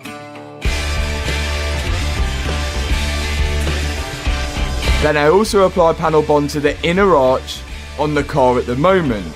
This is how it's done from factory. We can then put back on the side piece for the final time, and the next step will be to weld it. Hello! It's the rear quarters on. We're gonna get Jack to do this weld here, because I think that's gonna be quite vital if we mess that up. And then after that, we can do all the spot welds, clean it all up, paint it, and start putting it back together. I think that's it. It's almost fixed. Yeah, it's almost there. It is literally almost there. Yeah. Sarah is doing bits. Let's do it. Why are you putting that on? That's for Jack. You're not welding. I'm watching. Jack got to work with joining Sarah the side piece to Michael the M3, I guess we can call him. And after he'd finished, they'd almost be joined as one. Now, guess what we've got to do? More welding, I'd assume. Yeah, more welding, yeah, you're correct. So now we've got to weld all these little holes which Jack's left us to do. Then we've got to clean it up, and then well, you'll see. But we're doing it now, so it could go terribly wrong, but we'll see how we go. You don't seem confident. I'm confident. At least one of us are.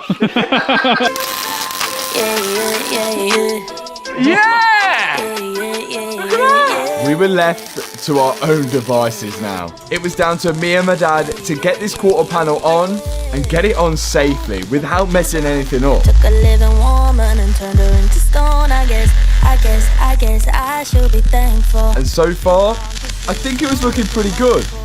We cleaned up the welds that we put on, and we're almost ready for the next step. And work your tongue, I guess I should be. What's going on over here? Just mixing paint because Matt says he don't know how to do it. Do you know how to do it? No. Next step. All of this is exposed metal now. All of our beautiful welds.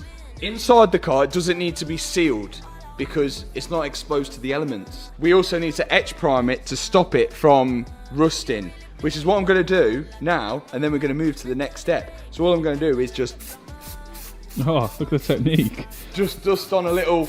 Not that part. I'll just etch prime everything, guys, and I'm going to check back with you once I've etched prime, because we don't want to get etch primer all over the camera, and because otherwise none of you will be able to see. This might be a good time to ask you guys who are not subscribed to the channel already, just to hit that subscribe button below. It is completely free. Right, etch primer's on. Now, paint, which my dad's mixed. I've never used this gun ever before, don't know how to paint. It don't have to be good though. Can I just show you like the other side? Look what BMW have done. They've just done a light spray. So that's what I'm going to go for, and we'll see how it turns out. You look very professional with that. Thank you.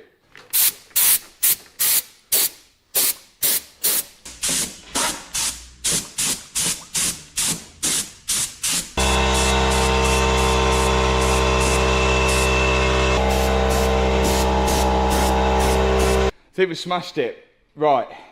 BMW paint, look. Like that. Our paint. I think actually it's better. I think it's not actually that bad, to be fair. Bear in mind, you're never going to see that. It's all going to be covered up with all this insulation and that. But the fact that we've got a base coat on there is a 10 out of 10. Then, there should be no painting from now on apart from painting this, which we're not going to attempt that because like, that was just poor workmanship by us. Anytime a panel joins between one panel and another panel, it's got this seam sealer on. I failed dramatically at the BMW M5. But I've been taught how to do it now, and I think I'm going to give this a shot next. And this is all my masking up, because that's what I didn't do last time.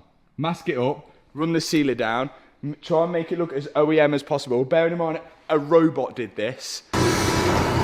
Every bit where the panel joins, we've got a seam seal. I guess let's do it. Let's go. So I'm hoping now the second time of me attempting to seam seal panels, I get it a little bit better this time. I'm using a brush on seam sealer and it looks quite messy at the moment, me just brushing it on, but I'm hoping when I pull the masking tape off, it should finish quite nicely. I'm trying my best to get the same sort of texture as the OEM seam sealer, but most importantly is just making sure that the panels are actually sealed. It's more important the sealer actually does its job rather than looking good. And do you know what? I don't think I've actually done too bad. Yes, it could be better and there's room for improvement, but it is a lot better than last time. And what I've done as well is masked up the area and then give it a lick of paint underneath. And I am pretty happy with that. Bearing in mind, all of this is going to be covered up with arch liners, trims and sound deadening. You can see there has been work done, but I don't think it looks like bad work, in my opinion. And with all that done, I can start putting back all the wiring and the sound deadening in the interior and guide all the wiring loom back into place and start installing everything back to where it should go, like the amplifiers in the boot, which luckily survived the accident. Both amplifiers are now back in the rear quarter next to the boot, and after that, I can now put back in the battery. I slot it in place, put all the trims and accessories on it, lock it down, and we're on to the next step. Pyro fuse. Now, on this one, on a lot of cars, you can get away with cross-referencing pyro fuses, because when you go to a main dealer, they'll try and make you buy this whole line and everything like that, just for the sake of a pyro fuse, which you could probably get for like £15. The issues with this pyro fuse on BMW, it's a sealed unit and it's in like that, and when the explosive goes off, it pops it away. The pyro, and then when it pops it away, it takes power away from the starter motor, so you can't start the car again after it's been in an accident, just in case there's oil everywhere. Now, unfortunately, I had to get one from BMW, £116 plus VAT, because look, it's a sealed unit. I can't actually buy them from anywhere else. It's a sealed unit. It's got all these cables with it. There's no way we can cross-reference it.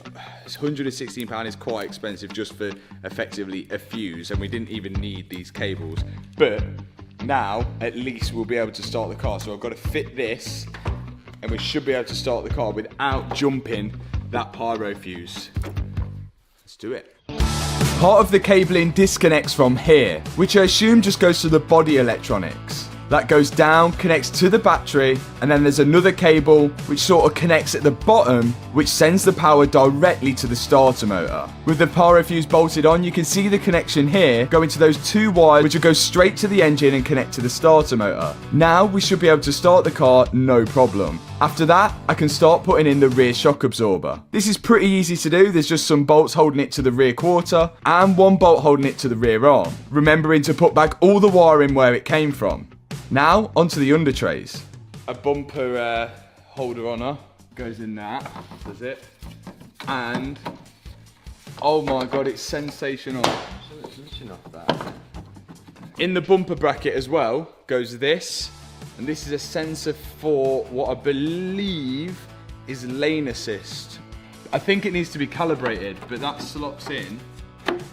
Yeah, I think that sits behind the bumper and it helps you for lane assistings. Now I've got the bumper holder on her bolted to the side of the car, I can start to fit the second-hand rear bumper which I got from a breaker's yard. But we're just test fitting it at this point to make sure it lines up. It's in. Ooh, look at that. Yeah, look, that's in there. I think that should come out a bit like that when we've got all the brackets on. And now we know it actually all lines up, we can take it off and start adding even more of the bumper trims which go underneath it. And with them on, we can add the rear crash bar, which again survived the accident, and then put in the brand new second-hand rear light I got. Going on for real this time. Yeah. Next up to see if it lines up, the boot or the trunk, if you're American. We did test this all out before welding, but we was just worried that after doing all the welding, there might have been some movement in the panels. Sensational work all the way down, around, doesn't touch, straight up here, bang on there. If you look, it's pretty flat. If you look, it's pretty flat. That is a 10 out of 10. Well, actually, no, let's say it's a 9 out of 10 because it would be a 10 out of 10 if this was red like that. I'm not putting the arch lining in because the body shop is still got to paint and, well, we'll have to take it off. So I'm going to put the wheel on, and then when I've got the wheel on, we should be able to roll it back and then put the interior in. Somehow, the standard wheel is still holding air after the smash. Yeah! First time with a quarter panel on. You'd never know. What do you think? It's great. Better than I thought. First time!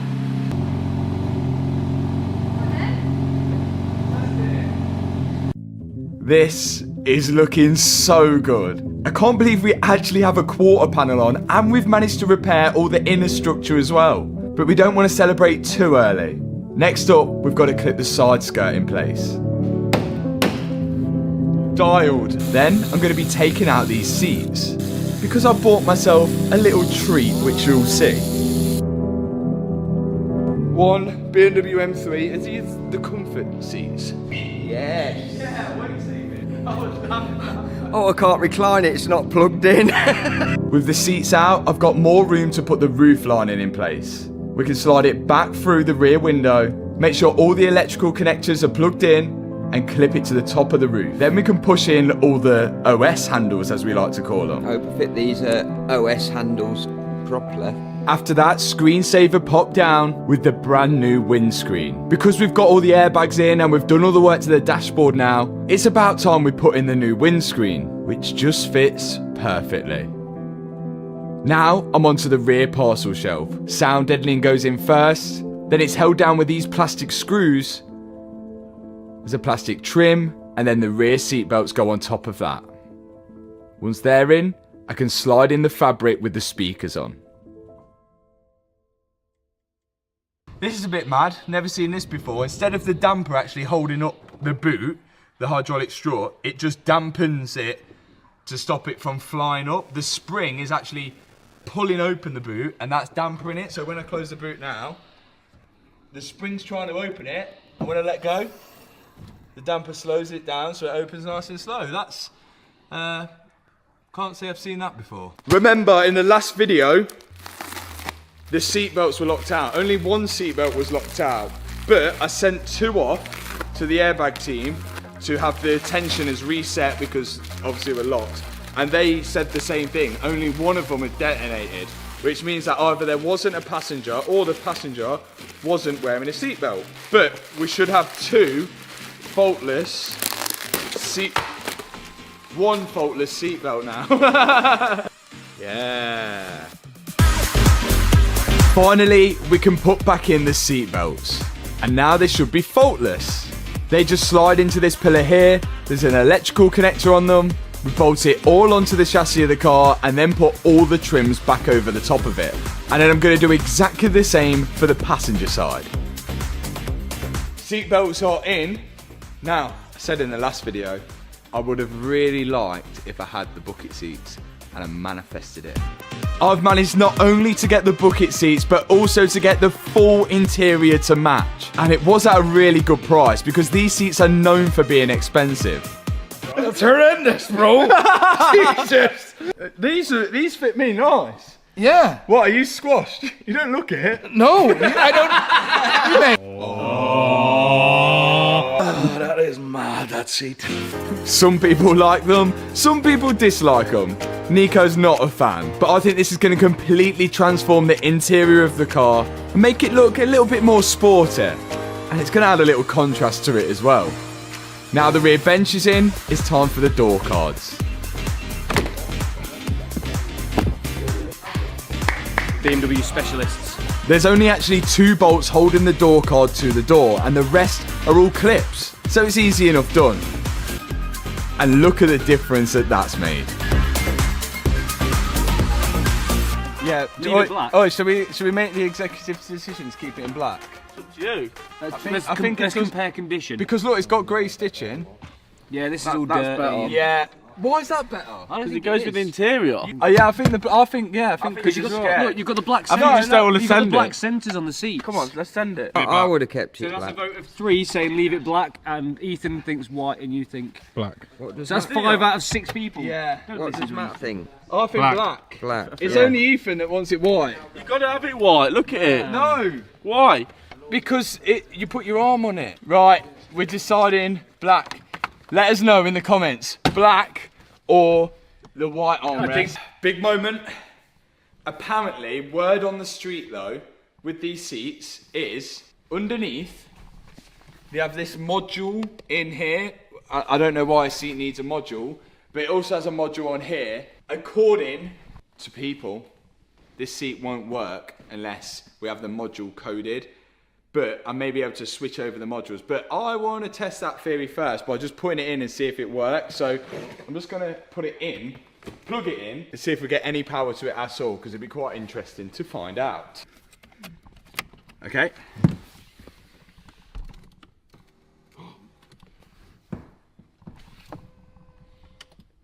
So it works. It was a lie. Good job we didn't do it, and it's a good job we tried first. Easy as that. And it actually works. Look, the black, that works, I think. The black armrest with that, I think that works.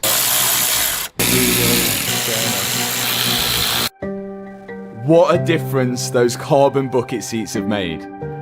It's 100% transformed the look of it. Way better. And that is job done. These seats, I'm glad I've got them. This is going to be hard, isn't it? Do you need a hand? Maybe. Very big moment. Is it going to line up with the quarter?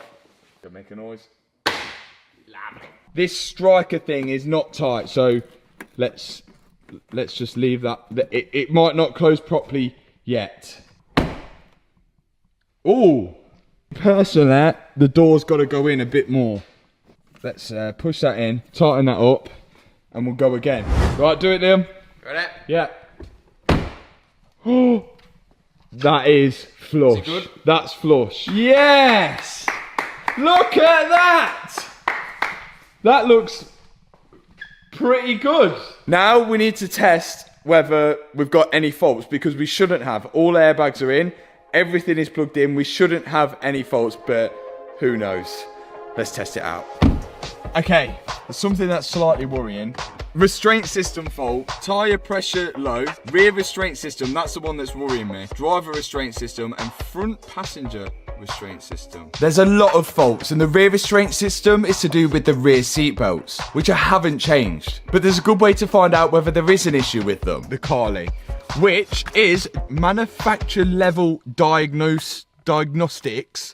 And this just goes in your OBD. So there's loads of things you can do with this. Diagnostic, use car check, customization, you can unlock a load of stuff. First thing I'm gonna do is check for issues, and it's gonna run a load of checks on every single part of the car. Let's see what we find. Oh my God. Very bad. So the good thing with this, now I can just click clear issues. We're gonna completely clear them. And the lower number we get now back, the better. I've not seen an airbag light on the dash anymore. That could potentially be good news. And then Carly had finished doing her checks, and we had a lot less faults now. This is good. There's nothing for the airbags we fitted. All of this is to do with the parking sensors and those little modules that we fitted in the rear bumper. All of that needs to be calibrated, which we may have to take it to BMW for. And would you look at that? We're almost completely faultless. Just some tyre pressure to add and some washer fluid. Driver assistance, which is our lane changing and that type of stuff, so we can ignore that. We'll get that sorted. All the airbag lights are off. We know what we're doing. I think this is all good and safe to get to the body shop now. Let's take it for its first actual proper drive.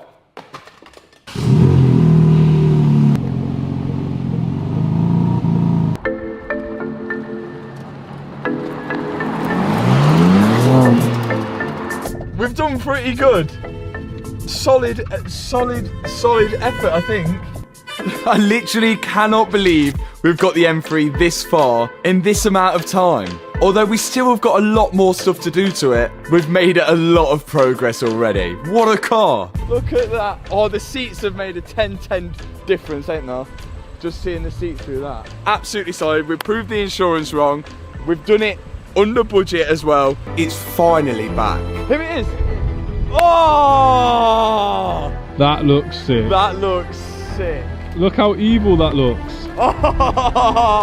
The paint has completely transformed the car. Who would have known we'd ever done all that work to the rear quarter now? It's unrecognisable. How would they know? Oh! First step is the exhaust. One of the first things to do to make the car quicker. This is because it's, well, preventing the engine from being able to breathe, because at the minute, especially in these newer cars, you've got OPF, silencers, catalytic converters, back boxes, everything a petrol head hates. And I can't think, I would be so disappointed if I bought a BMW M3 brand new and it sounded like this.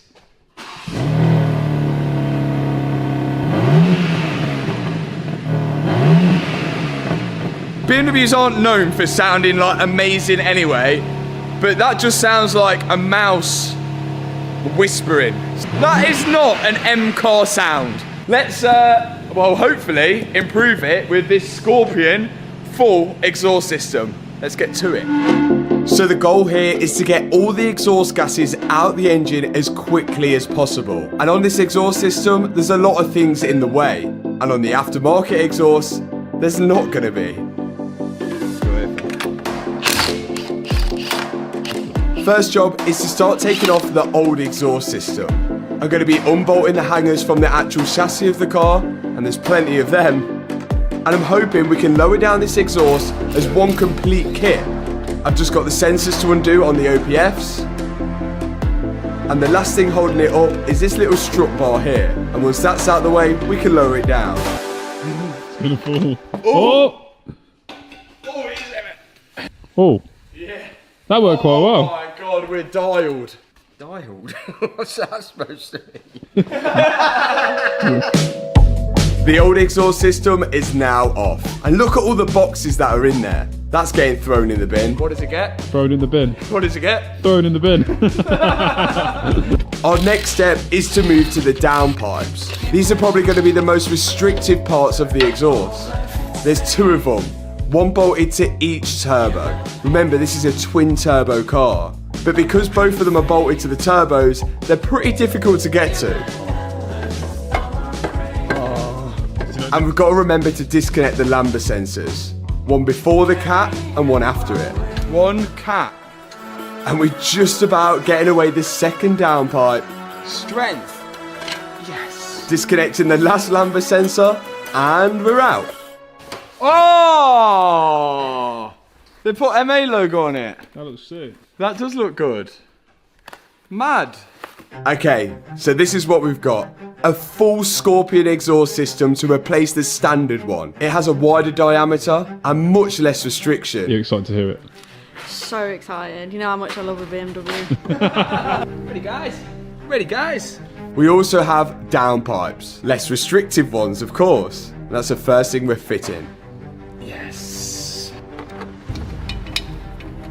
With the wider diameter pipe, again we should achieve our goal of clearing out the exhaust gases as fast as possible, helping the engine to breathe. I've got one downpipe in place. I've just got to slide my hands up down the side of the engine and tighten up the V-band clamp which attaches the downpipe to the turbo. Then I'm going to fit both lambda sensors on the other downpipe, and that's going to go up to the other turbo, which my daddy's trying to work out now.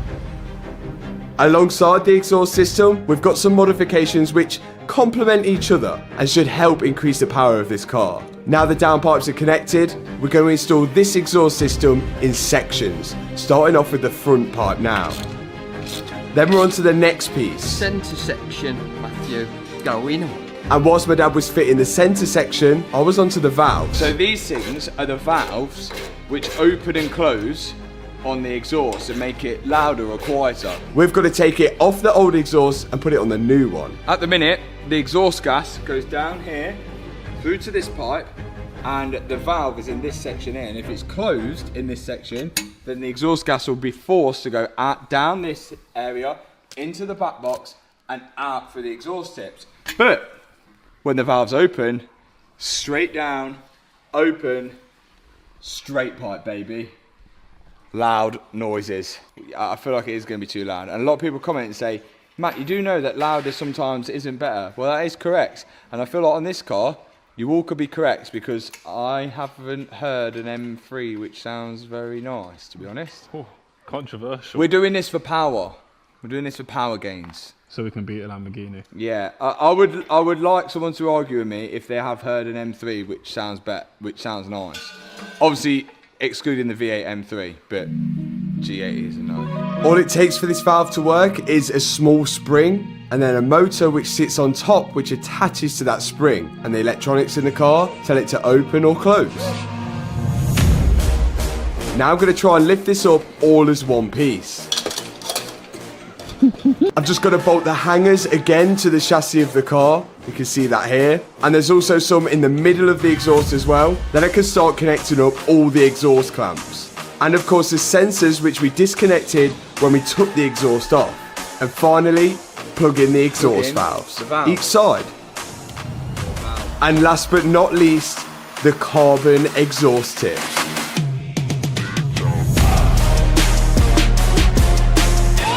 And now, the exhaust has got its full upgrade. Now I've just got to fit the strut brace in the middle, and aftermarket one sent to us by Scorpion, which completes the underneath of this car. And check this out, one back box, and then it's pretty much a straight pipe all the way to the turbos now. Let's see how this thing sounds. I'm scared. So am I.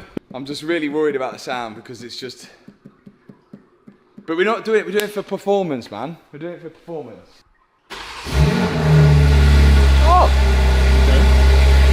That's alright. That's alright. That is... valves closed.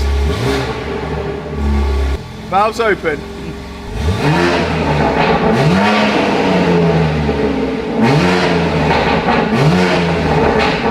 It's not one of my better sounding cars, but it's nothing to do with the exhaust. Like, I've used Scorpion exhaust on a lot of cars, but these BMWs just don't sound very good.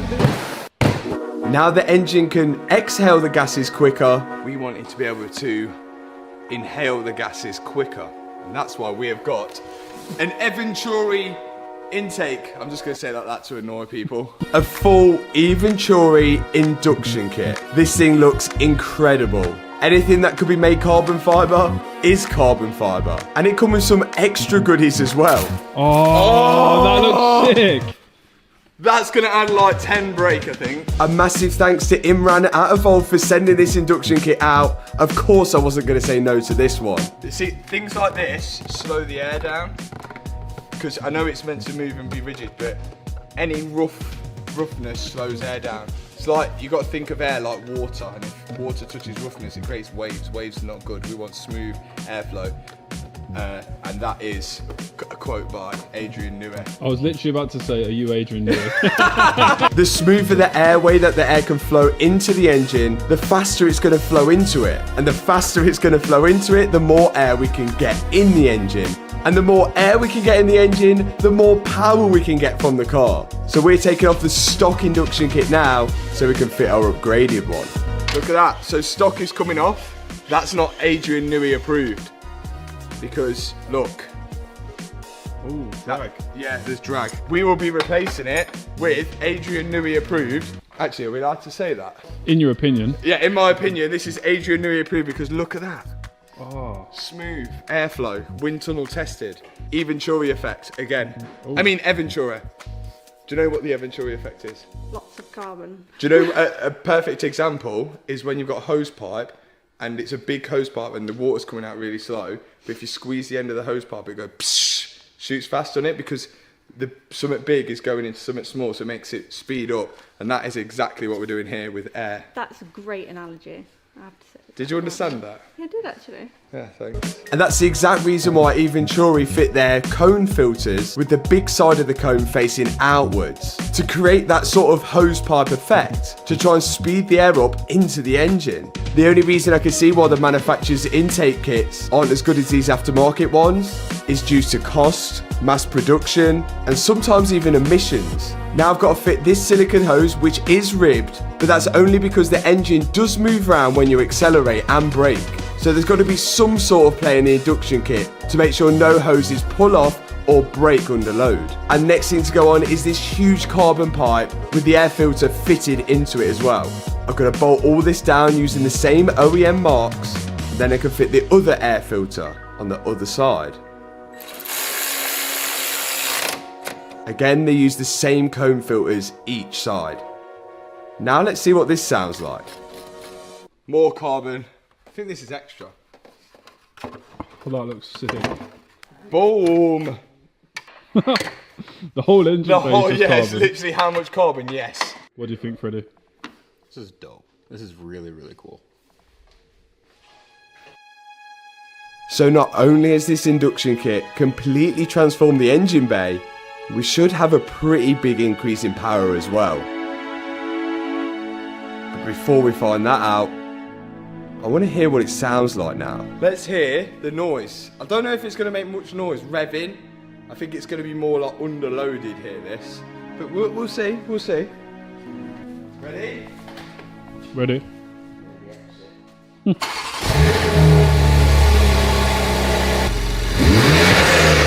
Oh yeah, you can hear that. Oh yeah, that's well loud. Oh yeah!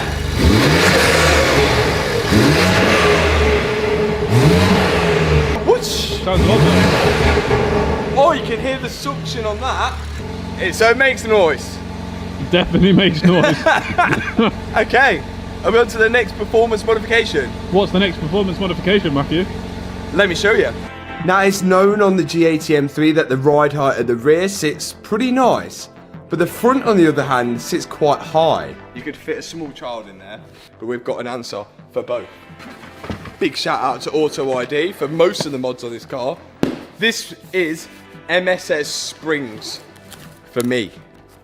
These springs replace the stock springs with the adjustable ones. That means we can adjust the ride height whilst keeping the stock damper. But to show you guys the differences, the first thing I've got to do is remove the stock suspension. This electrical connector here going to the stock damper is used for the adaptive suspension. The computer will tell the suspension when to be stiff and when to be soft for comfort. And we're going to get to keep that with these springs. This is a quarter drive ratchet, aka hub spreading tool, and it always fits perfectly in between the shocks like that, and then when you turn it, and that's going to spread the hub so this comes out now. Once the hub is spread, you'll be able to push with downwards pressure and wiggle the whole hub assembly from the shock absorber. Downwards pressure. Downwards pressure on the hub. That's upwards pressure. Yeah, but upwards pressure's working. Yes!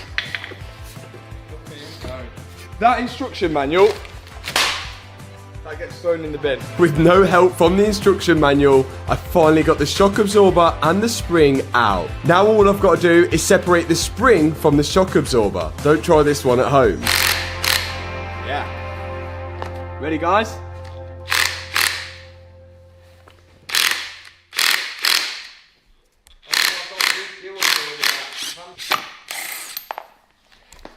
Years of experience. That was pretty smooth, to be fair. I'll give you Years of that. experience in a restaurant car park.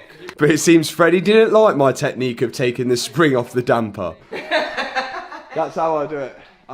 This is how, you need. Can you see any spring You need years of experience, and what you do is you stand on it like this. Dude, that's wild. That's so wild. Do you know what I've noticed with any American YouTube channel? They are really like safe compared to UK people. Yeah, because that can kill you. Yeah. That can like actually kill you. Do you know why I think that is? NHS. We've got to knock this spring seat off because we're no longer using that spring seat. The new spring seat is on the MSS springs. So that will slide onto the damper. But if we don't mark where this drop link area goes here, then we could put the new spring seat on in the wrong area, which would mean then the damper goes in and the drop link could not line up correctly.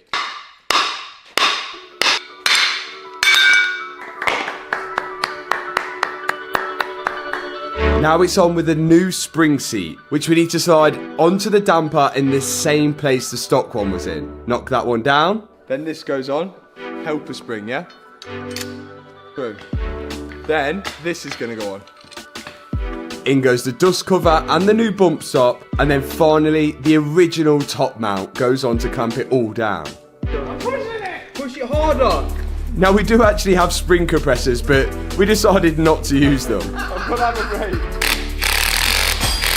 And there it is, one completed stock damper with the MSS adjustable spring on it. All we've got to do now is slide it back into place, push the damper into the wheel hub, tighten the bolts up at the bottom, and the top mount bolts as well. After that, I've got to connect the electrical connector back up to the damper, and that's job done up here. Let's see if it works. Okay, so apparently in the instruction manual, which we've completely ignored all the way through, it says you need 10mm spacers because the wheels will hit the MSS new spring seats if you're using stock wheels.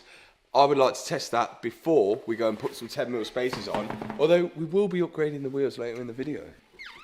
Oh, yeah. Is it rubbing? Listen. Oh yeah. You hear it?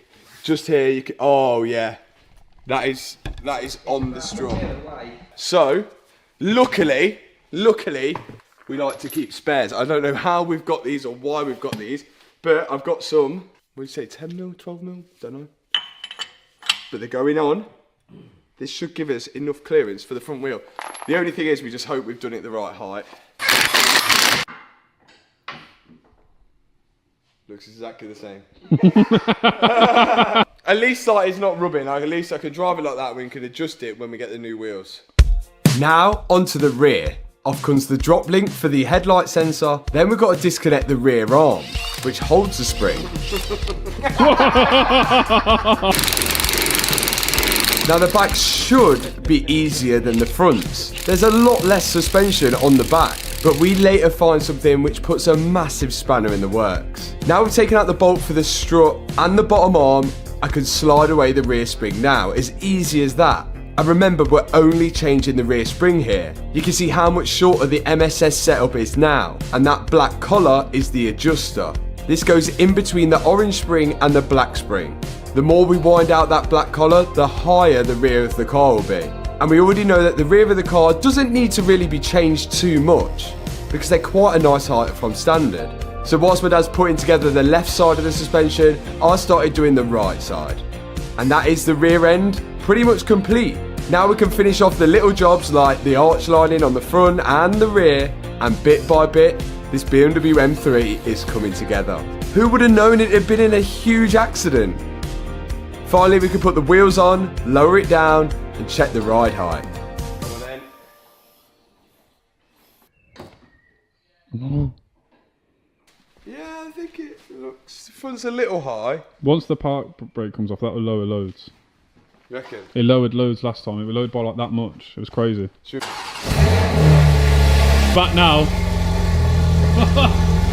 Talking. Oh my days. The plan was, after this, to go to Wheelmania to pick up some new wheels. But after I took it for a little test drive around the car park, I noticed something wrong at the back. We have an issue which we didn't spot, and now we've spotted because I took it out on a test drive and it was making a weird noise. And if we look here at this lower arm, it is nice and, well, straight. But then if we look at this arm here, somehow we didn't notice, but this kind of bows in the middle, and that's one thing that we haven't replaced. So, nightmare, something that we completely missed. Not only that, the bottom of the shock absorber also had a kink in it from the accident. I don't know how we missed all of this. So now we need to replace both of them, but first, we should go and collect the wheels. So, we're at Wheelmania. Normally, we bring the car here to have the wheels fitted, but it's not gone to plan today, so we're gonna have to pick up the wheels from Wheelmania, then go back and fit them. Obviously here they do all the wheel refurbs and the brand new wheels as well, which is what I've come to collect.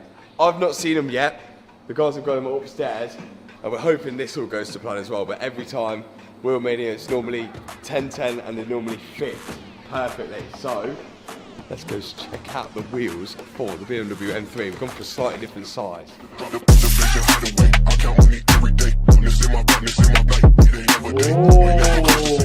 Oh, with the MA centre caps as well. 20-inch, these are going to be wild. Standard on the M3 at the minute, and 19-inch wheels on the front and 20-inch on the back. We're upgrading it for 20-inch all round. And to top of that, these are fully customised wheels, which Wheelmania have put my own logo in. These are going to look crazy. I've been coming here since literally the dawn of day, and they get it right every single time. So link is in the description. Click the WhatsApp number, WhatsApp the guys, get your wheels sorted, or get them refurbed if you've curbed them. I can't wait to see what these look like on the car. It's a brave colour choice against the red, but let's see if they work. Wheels in. Back to the BMW now to finally fix it, and some more modifications before we fix it, I think, as well. Not performance though, styling. Back at the workshop. Okay, we've discovered bent arm, bent strut. At least we've discovered it and not out on track. Bent wheel as well. What we're going to do to fix that is put on body kits. No, really, we are. We're going to have to go to BMW to collect the strut and the lower arm. So in the meantime, we're going to do some more modifications. Oh, let's do what? Flush the opposite way in Australia. They don't. They do. absolutely. They do Yeah, not because do. they're down under, so it makes sense. That doesn't make any sense. That's not how physics works. No, it is. It's not. So ours goes to the right and ours goes to the left. Oh, I forgot he's American. He's like a flat earther. I've never seen the ice wall, but it's out there. The way we're going to fit this Adro front splitter is line it up, clamp it to the bumper, and then drill some holes through the splitter and the bumper. After that, we take the splitter back down, and we're going to insert some riv nuts. Look at that. That's not bad. That is absolute legitness of the legitness. With these riv nuts being inserted in multiple places at the bottom of the bumper, we're going to get OEM style threads in the lower half of the bumper now. So we can use bolts to screw the splitter into the bumper. That way if we ever damage it in future, we can just unbolt it and fit a new one. But hopefully we don't. Look at that. That's added extra... Downforce. Yeah, how many kilograms downforce? 600. 600 kilograms Jesus, of downforce. that's a lot of downforce. Yeah, it's a lot of downforce. I do think this is actually going to look really nice because it's quite it's not an aggressive, like, mad splitter. Yeah, I think it is going to... I think it needed it. It definitely did need it. I know what else it needs now. Spoiler. Next mod, more aero. This is going to help us beat the Lamborghini Performante. From Adro again, Auto ID. Oh, that does look a lot better. TBH IMO. Look at that. Does that just go right on top? No. Let's just straight on top. How much IMO. downforce does that add? At least like 600. 1,200. Oh, 600 as well. Oh my god, we've gained 600, yeah. 1,200 kilos of downforce. Straight out of Birmingham. Straight out of Adrian Newey's locker. Oh yeah. First step, heat up the stock spoiler. This is just going to hopefully loosen the adhesive between the spoiler and the boot lid. Then we can wedge these plastic trims in between the two of them to pull it off. Yeah. The next step, we've got to clean the surface. Get all of this adhesive off the boot lid so we get a nice clean surface to stick the new one to. Now the spoiler does come with some tape at the bottom of it, but just to take extra precaution, I'm going to use some Tiger Seal between it as well. As I've always fitted spoilers on my cars before using Tiger Seal, and neither of them have ever come off. So we're not going to be changing anything here. Then we can position the spoiler and look at the results. We've added exhaust, we've added induction kit, we've added suspension, we've added aero, and now it's time to add wheels and tyres. Let's go. This is the moment I've been waiting for. I'm hoping that we don't have to run a wheel spacer on the new wheels, like the stock ones, to clear the suspension on the inside, now that it has a thicker strut because of those springs. We have clearance. We have clearance. great news. Now let's see how it looks. That looks sick. Look at that front end now. Oh yeah, we've got yellow headlights. That looks crazy. Yeah, man. That looks sick. It is really coming together now. Who would have thought it'd ever look this good? But we're not finished yet. Onto the side skirts. We've got these Adro carbon side skirts, which I think is going to top it off. It is going to nicely join the front splitter into the side of the car. These are full carbon fibre. And now that we've got the car on the wheels and rolling, they're much easier to fit this way. Oh, yeah. That is nice. That is sexy, isn't it? Wheelmania have smashed it yet again. Look at the transformation of this thing. Arrive at BMW. Hopefully they are going to save the day with our broken damper and broken bottom arm, and I just hope and pray that that is our only issues, and I don't know how we missed it. Rear damper, And that's rear arm, bolts. Wicked. Yeah. Cheers. Around £700 later, we've got the arm and we've got the damper. Now to Illumi Motorsport, or Illumi, however you pronounce it. We already had the car booked in here to have a four-wheel alignment after we'd fitted all the suspension and wheels, but now it looks like they've got to fit the damper and the arm as well. We need that rear arm doing, we need that strut doing, and then also we're going to get a proper four-wheel alignment to give us the best chance at beating this Lamborghini Performante tomorrow. Let's get it in the ramp, see the damage. These guys are based at Donington Racetrack, and they set up a lot of the race cars there. And with these guys setting up all the suspension and the alignment from now, we're going to have the best chance at beating that Lamborghini. First thing Rob's got to do though is replace that bottom arm. He's loosened all three bolts holding it to the car, and now you can see the difference between the two. This is the Boeing 747. Next thing coming off is the electronic damper. Couple of bolts holding it to the chassis, then it's out. This was around £590. I don't know how we missed this kink in the bottom of it before. You can see what it's supposed to look like here. Rob's now got to transfer over some of the parts off the old damper onto the new one, and then he can begin refitting it into place, the same way he took it off. Then he can move back onto the lower arm. We also got all new bolts for it as well. Once the arm goes in, he has to slide in the new MSS springs as well, put the lower bolt in for the damper, tighten it all up, and that is job done at the bottom. But you can see a lot of this is adjustable using this bolt here. That's the next job. Okay, we're all on, but we're going to find out now whether everything is actually straight. I'm kind of regretting not replacing everything like we said we was going to do, but we've pretty much replaced everything apart from the wheel hub. Now it's going to go into the wheel alignment rack thingy, and we're going to see how far out it is and see if we can get it perfectly straight, ready for the dyno. First, the guys check the tyre pressure on each corner and make sure they're all the same and at a good operating pressure. Then they move on to putting the wheel alignment kit on each wheel, making sure the steering wheel's bang straight in the middle, and then they can see everything on this screen and how far out all of the wheels are. And the back left was pretty far out. This is something that I didn't know. It's measured in time. So because we're measuring in degrees and minutes, you've got 60 minutes in a degree. So actually that's quite close to 2 degrees. That is 1.5 degrees. Obviously this is the side that we've replaced everything at the back, so I'm not surprised that they're all out. Yeah. So that's showing 10 minutes tow out. 15 minutes is 1/4 degree. So you've got just under a 1/4 degree to tow out. Okay.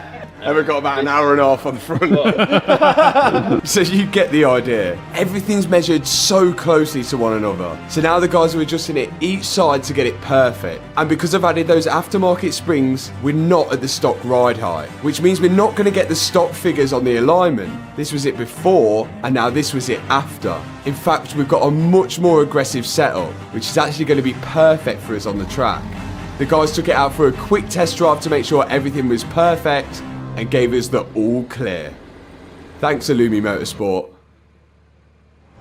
Now we're at Mallory Performance. we've got an engine light on the dashboard because the car isn't happy about the modifications we've made. So right now the M3 is going on the dyno so Phil can tune the car so it knows it's got all these extra modifications. Then it can make the most out of them. Standard, these are 510 horsepower.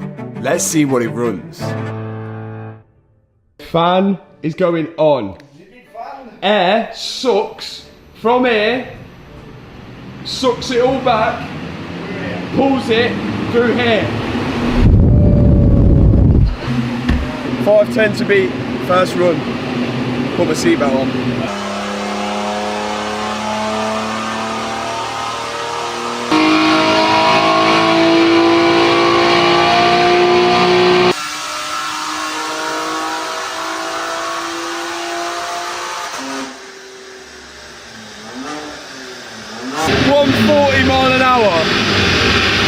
Here we go.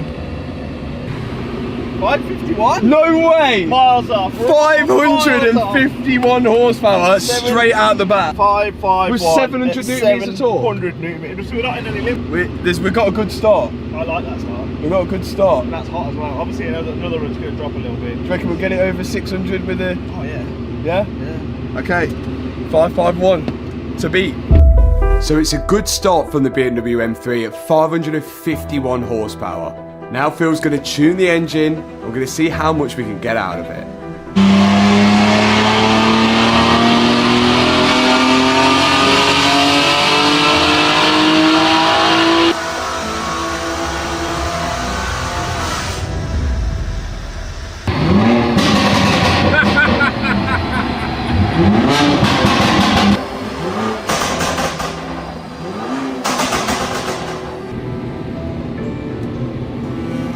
We just did some serious power.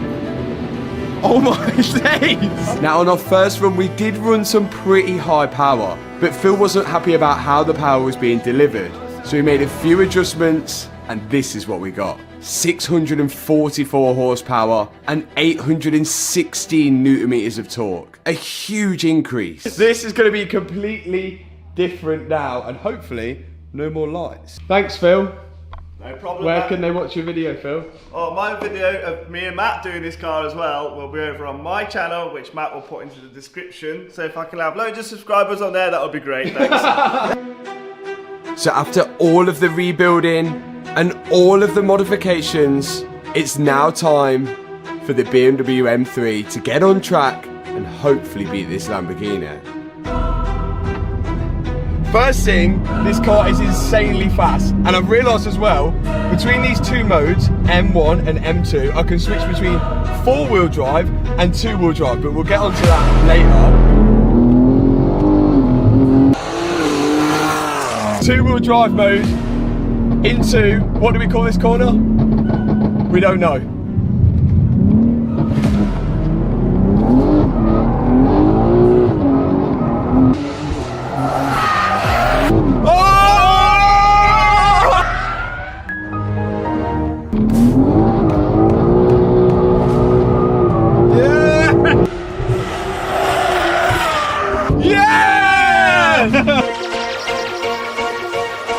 This is it, the moment we've been waiting for the whole video.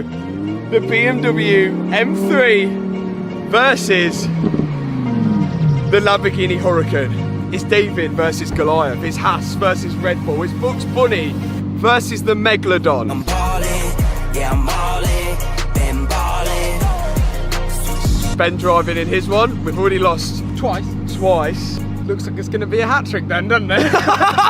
That's right, we've already lost to Ben twice here. The Porsche GT3 lost, which was slightly damp, and the McLaren 720S lost as well, even with the X-Stig driving it. Weapon. Both of those cars have been rear-wheel drive, but I'm hoping my 4-wheel drive 4-door saloon car will have some chance against the Lamborghini this time. I've been up and down whether I think it's going to do well, but after seeing your practice laps, I think it looks a bit heavy. It is heavy, 1.8 tonne. Which is heavy compared to Ben's 1.6. But he has 640 horsepower compared to my 644 horsepower. Weighty boy, how much do you weigh? 14 stone. 40 stone, so... The Huracan is up first. Perfs, first lap. Let's do this. Are you ready? 3.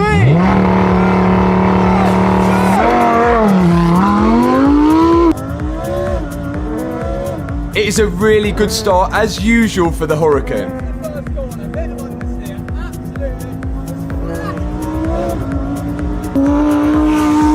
The Huracan handles so well. Ben rarely has to counter steer the car. Only then. Go through one of the slowest corners of the track to the fastest part of the track now. Will the Huracan make up the time here? Coming into the last few corners now. Really technical.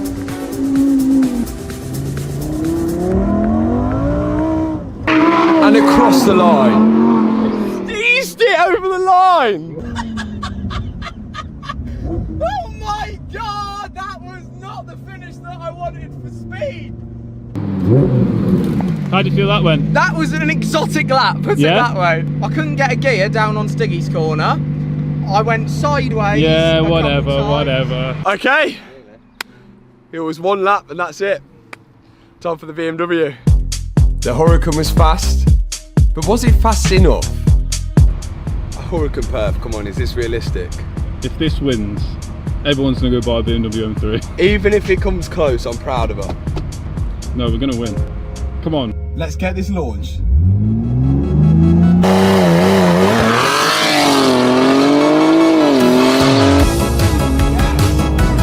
I can feel the X-Drive working instantly. Oh, he's flying. Jesus.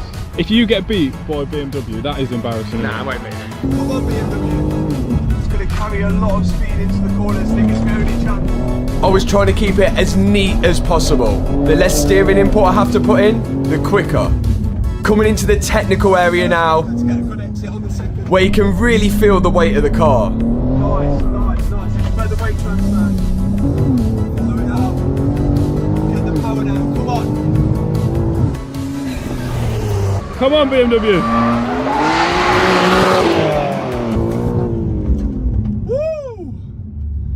Okay, I don't think it's as fast as the Huracan. I'm gonna say it, but I think we did a good lap. I don't think it's as fast as the Huracan. BMW, if we come anywhere close to that Huracan, I'll be proud of you. I will be proud, but I just don't think you've got it in you for a supercar. But who knows? Who knows? Oh my god! Just don't say anything. Don't say anything. No, please, not after all of that. No. How do you think you're done? His reaction didn't fill me with confidence, I'm not gonna lie. I can't believe it. Right. I was chilling. I need a meeting with you two over here. Come on. Ben, I'm not gonna lie, I'm shaking off that lap because I really had to wrestle that car. Was you in four-wheel drive? Yeah, I was, yeah, but like I was really wrestling it. You know, I was cross-armed. It wasn't the most prettiest of driving. It feels so good. But of course, there can only be one winner. So is it the £220,000 supercar or the £20,000 BMW? We'll start with Ben in the Performante, which we have as a 104.98. Matched what I did last time. Which has been your fastest lap so far in the Perf. What, he did exactly the same? Yeah. Yeah, good consistency. That is fast. There's no way I'm beating that. No way. No way the M3. I'll take that. Now there's a reason I'm holding 3 phones. It's not that close. And that's because we had to go to the judges panel, which these are my fellow judges. It's not been that close. Now, in my hand is 2 phones, and one of them has got the same time. No, 2 of them have got the same time, and one's got one that's slightly different. But majority vote would say the BMW M3 104.7. No!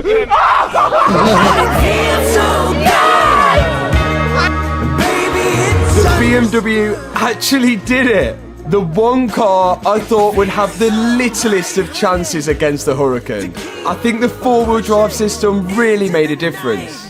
Tony's phone the exact same time as Ben. Me and Steve, 2,000th of a second off.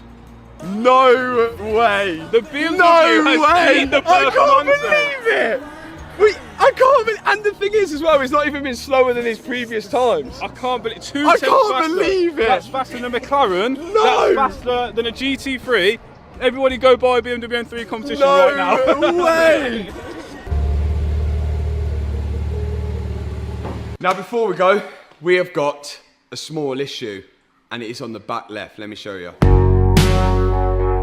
After driving the BMW M3 for the first time in the last video, I noticed a lot of noise coming from the rear left wheel. And I think I know the problem.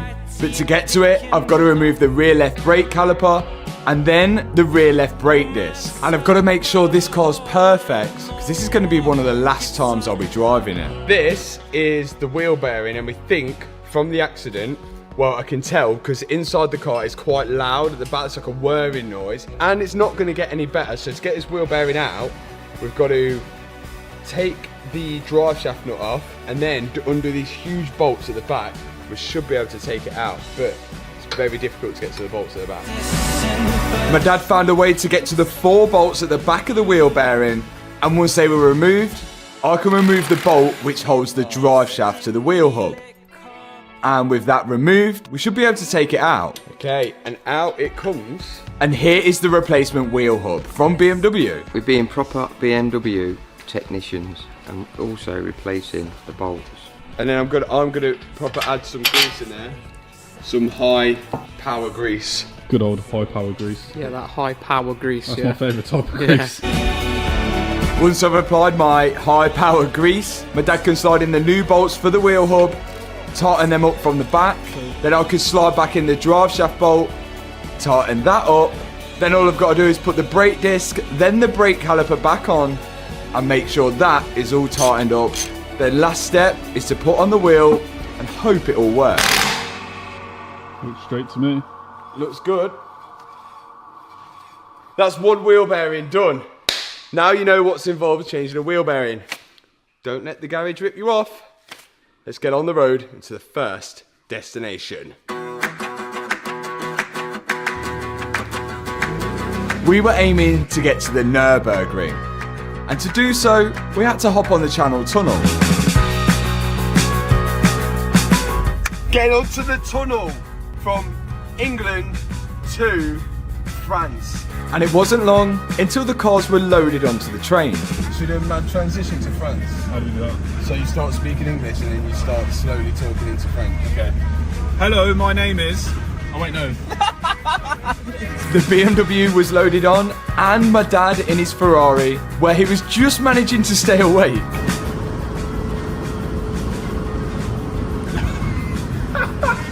And half an hour later, we arrived in France. Welcome to France. Bonjour! And once we arrived there, it gave us a chance to regroup and meet with the rest of the guys joining us on the trip. So we had the M3, the Ferrari, Ethan turned up in his M3 Estate, Liam in his Audi S3, Ben in his Audi R8, and Chris in another M3. None of which know why we're heading to Barcelona later in the video. Nice of you to join us. It's about time, ain't it? Yeah, where you been? We've been stuck back in sunny England. Ah, well, welcome to France. Oh, oui. Oui, oui. Now we invited Ben on the trip, who let's say is a little bit more privileged than the rest of us. This is the car. I bought this for the trip because I realised there was no other space in that you couldn't go on a trip in the cars that we usually race around Teesside, and they're feeling a little bit poorly at the minute. Right. So we've got a little bit more room in this road trip car. There's actually loads of stuff to put, like space to put stuff in an R8. Door pockets, cubby holes. There's even a little somewhere to put the key so we don't lose it, because I am known for losing keys, so that is where that is gonna live. Can we just mention something? This is how rich Ben is. He bought this car for this road trip. Yes! Yes! Alright, let's go! Yes! Road trip! We were quickly back on the road with the Nürburgring set to our destination. But we were missing one person from the group. Yo!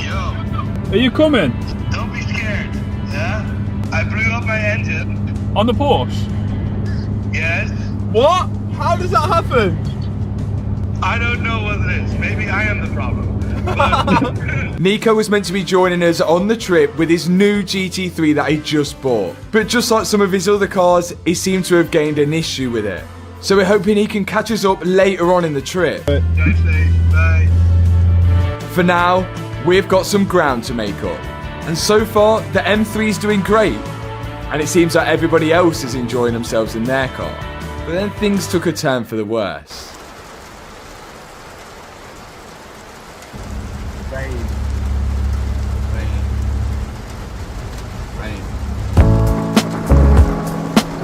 The heavens truly opened, which wasn't looking great for the Nürburgring. We all know how dangerous this track can be in the wet, so all of us had our fingers crossed for a dry day. And as we got closer and later in the day, the rain did stop. But it was going to take a lot to dry it up. We arrived at the Nürburgring. Woo! But now all we can do is get some rest and hope tomorrow for a dry day to take on the Nürburgring. Right, Liam. First lap of the Nürburgring, what are we expecting? Nothing great. It's wet and it's my first time, but we're still going to try and send it. It's very wet, isn't it? Like really wet. Another wet day. But we haven't drove all this way not to do it. The only person who didn't was my dad. But I can understand that in a rear-wheel drive Ferrari. Right, wet lap, Nürburgring, in the M3. This could be interesting. For those that don't know, the Nürburgring is a huge track in Germany, which is essentially a toll road. And it will cost you €30 to drive a lap on it. A lot of manufacturers use this track to test their cars out. And that's exactly what I'm about to do after rebuilding this BMW M3. Let's see how much grip we got.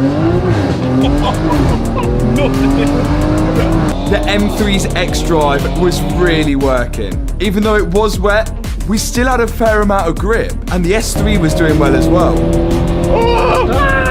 The only person who really wasn't enjoying it was Ben in the R8, who chose the wrong sort of tyres.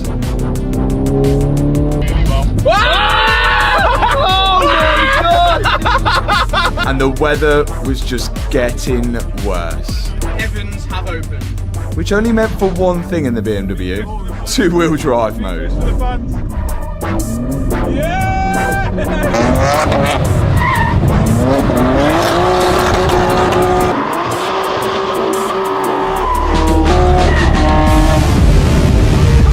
I didn't know whether I'd like the X-Drive in these new BMW M3s, but the fact you can switch between four-wheel drive and two-wheel drive makes it that much more fun.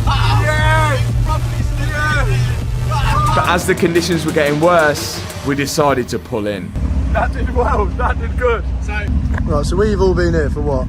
5 minutes, 10 5 minutes at least? 20 minutes. 20 minutes. And Ben is there, still coming.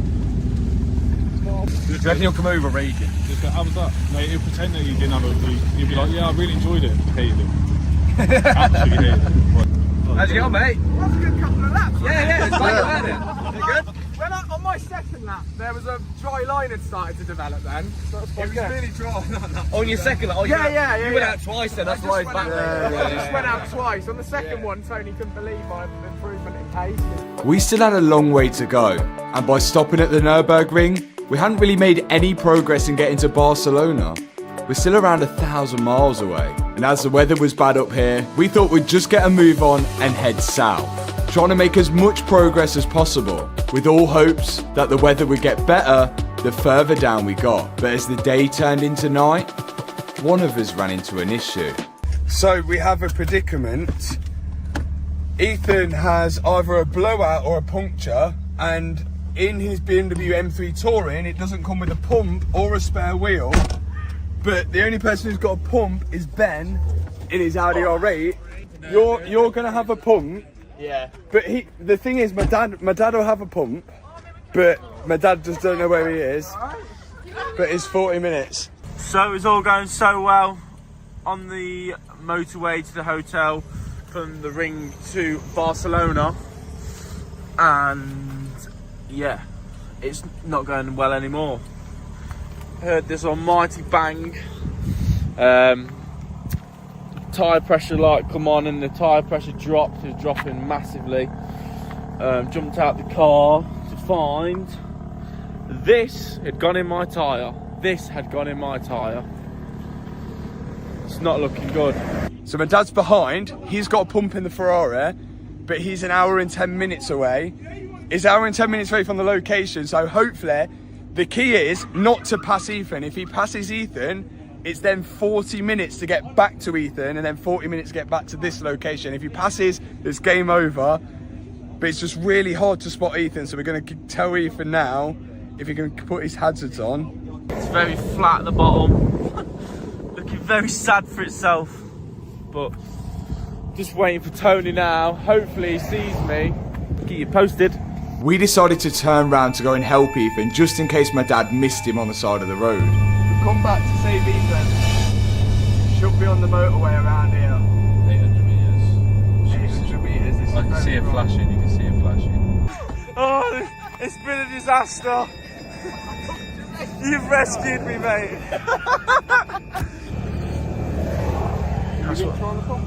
No, I haven't. I've got that gel stuff there that you have to pump through it. Do you know how you do it? Right. Oh, is that what you want to do?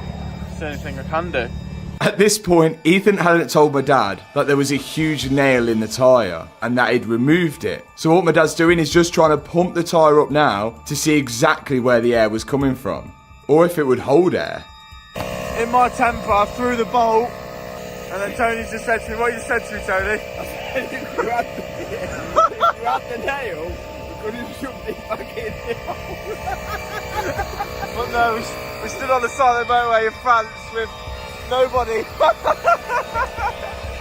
If Ethan had kept that little piece of metal that was in the tyre, my dad could have pushed it back in, sealing the hole, which could have got us to the next destination where we could have fixed it, but he'd thrown it. So now both of them are looking for it in the bush. Hang on a minute, I've just come to your rescue. No, you ain't. I've got a puncture repair kit in here. No, you ain't. I have.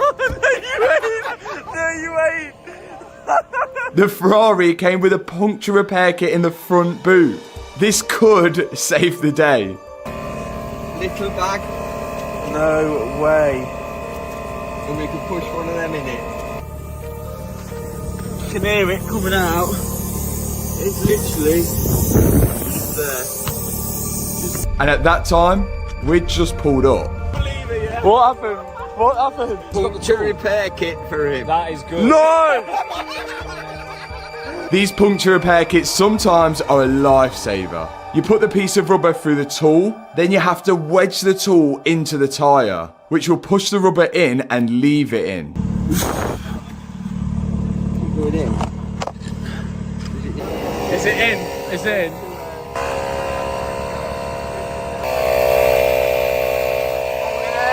It's looking good. That's quite a lot. What we at? And then we just sprayed it with a bit of WD-40 to see if there was any bubbles coming from it. Look at that. What a new look. But it looked all good. And that is one repair done, and we're back on the road towards Barcelona. Let's get going. The next morning, we arrived in Spain.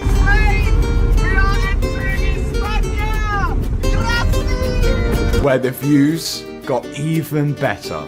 And all the cars have done so well so far. But as Barcelona was approaching, we thought we'd stop in, give the cars a bit of a clean up, which turned into a water fight. And once they were all looking sparkly and fresh, we could get a move on to the destination. And someone caught us up. Nico in a new 992 GT3. I don't know how he's pulled this one off, but he's here and it's all that matters. We've finally arrived in Barcelona and we are 9 minutes from the destination. The lads have no idea where we're going. They know it's a surprise and they know it's going to be pretty big, but I'm still a little bit nervous as well. I guess we're gonna find out exactly what this is gonna be like when we get there. We stopped by a place where we used to come to on my BMX days. I have no reason why I'm doing this or why I'm trying to do this. Big 3 top! That is unreal! He's unreal! It also helped Liam as well. 3 whip, yeah! Even my dad had a go. Yeah! Yeah! Oh no! Oh no! Yeah! Let's arrive at Autodrome Terramar. Nico. Yes? Have you ever done any type of track day at all whatsoever? Go-karting, yes? We can see it. We can see it. The crazy thing about all of this is that it literally is only used for like adverts now, or it's probably not been relayed since the dawn of day, hasn't it? This is going to be so sketchy. This is literally 1920s concrete. I literally don't know what to expect. Look at this road. The smooth tarmac veered off onto this random gravel road.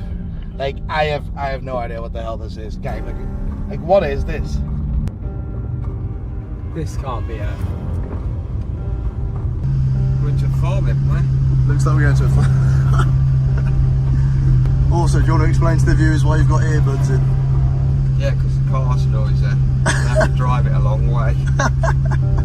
And we slowly approached something which was truly amazing nearly 100 years ago. You ready? What is this? Yeah. You're about to find out. But not even myself expected what I was about to see on the other side of these concrete walls. Do you know when things on camera look smaller in person? Is it one of them? Look at the bank! Oh my god! Oh my god! Oh my god, look how bad the road is. What is this? Look over there. Anybody see what we're doing?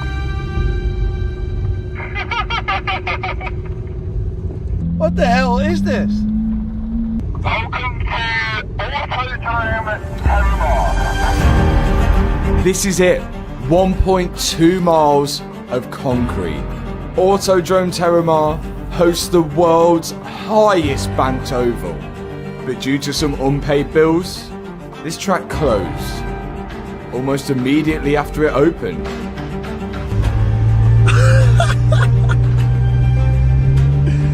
This is one of the first racetracks built in Europe. So in 1928, now abandoned. And we're gonna race here like... yeah, we've got a little challenge there for us 4 cars to do. I don't know if you've seen the banked walls. It's 45 degrees, bro. You sure? Looks right to me. Miko was wrong. Some of these banked walls are 77 degrees in angle. And I think it's time we took a look at it ourselves. We've got a challenge, but I'll explain that in a little bit. We need to go take a look at the bank. Yeah, I'll go to the bank. So the guys here said to us, the speed limit is 80 mile an hour. 85. 85 mile an hour. That's all you're allowed to go, unless you're a professional driver. I told them we're professional drivers. They didn't watch your channel then. Oh my days. What do you think, Tony? This is crazy. Are you glad you brought your car? No. Look at him going up. I couldn't get over how steep this actually was. Right, so Liam, we're stood here now. I'm scared, and I'm not doing it. I'm not doing it either. I don't. Looking at it, I don't think you can get Mate. just. Look, I don't think you can get just how steep it is on camera. I actually can't get over this. Look, that's where it starts. Keep going, keep driving on this. It's going to be a bad day if someone perishes. Oh my god. That is literally at the end of the corner. and the drop is that big. What's it going to be like up there? Here we are then. The huge oval of 78 degrees of steepness is going on right now. I don't know if you guys can see the amount of tilt we're at, but we're not even at the top. Look at the top of that. If one of you get to the top of that, respect. With or without a car? Of course, with our cars. The M3, the R8, the Ferrari, and Nico's GT3. The others decided it wasn't the best idea. So it's down to us now to prove our cars could do it. Okay guys, so here's the plan. We're gonna go for a sighting lap. Slow, round the bottom, I think it is possible. Eye it up. Once we've got comfortable with that, I'll get onto the challenge. Let me know what you think. Sounds like a plan, mate. Rock and roll. Let's do it. Okay. Pray for us. We set out on our first sighting lap.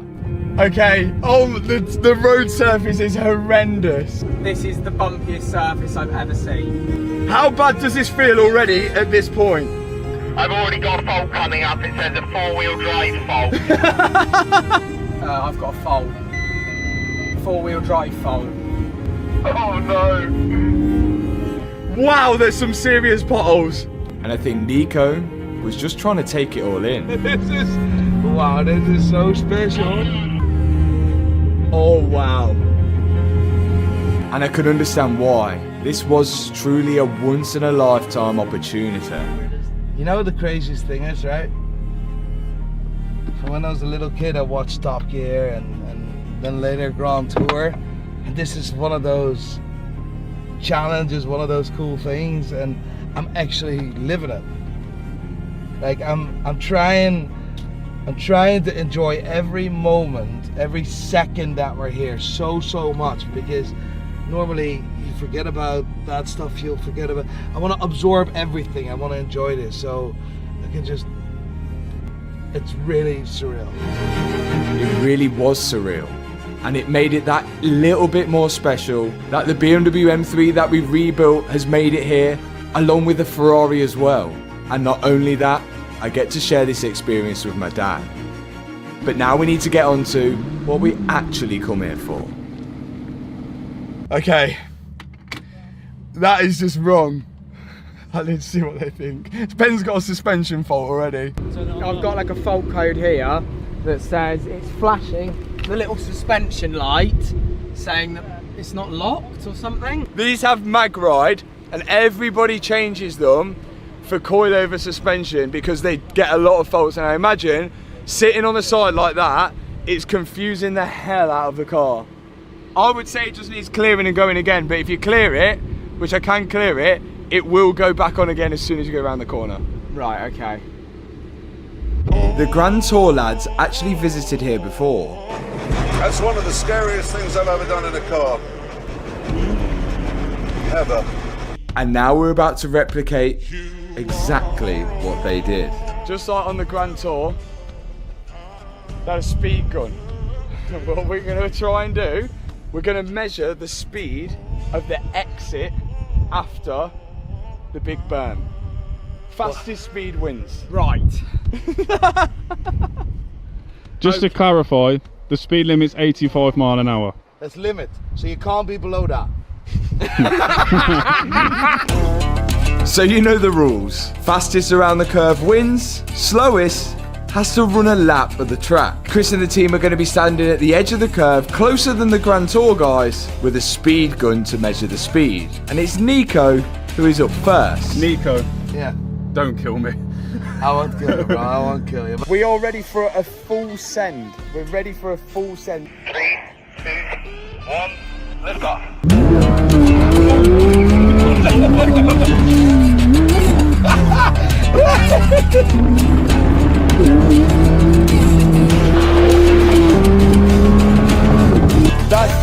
That sounds fast.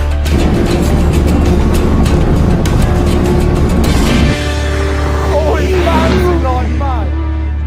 That was good. That was good, right? That was good, bro. I'm happy with that. That was quick. Next one. I'm happy with that one. Ah, that is fantastic. The head, you know, fear's on the head. Fear is all in the head. That's what they say. It was low. It was low down. Why is he so low?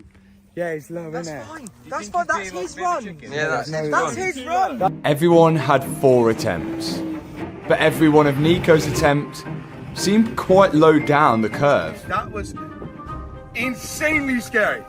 But now we get to see if my dad can do any better.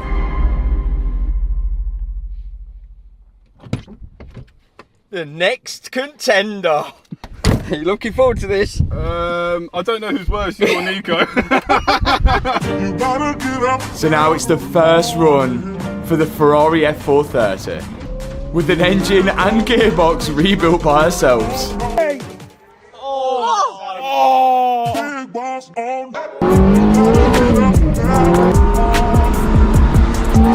Yeah, he's quick.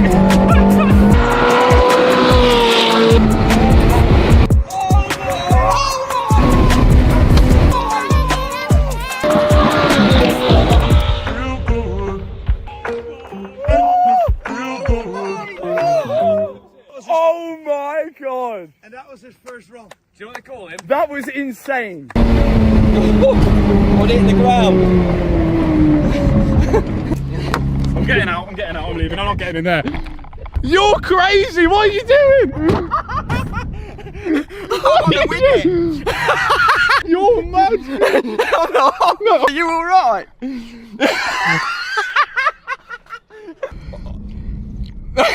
Hit the ground. And then you went, oh, I'll hit the ground again. And then you just kept it flat and you were just going all the way out. That sounded unreal. That sounded crazy. That sounded absolutely nuts. It sounded so much better than yours. And he nailed it. No, he nailed his first lap. Matt, your dad's an absolute psycho. I can't explain like that what just happened. We like hit the ground twice, we jumped, we was going towards the barrier and near the exit for some reason. Like there was just a lot to take in. It was just a bit much. But even though the Ferrari was bouncing round, they decided to go for run 2.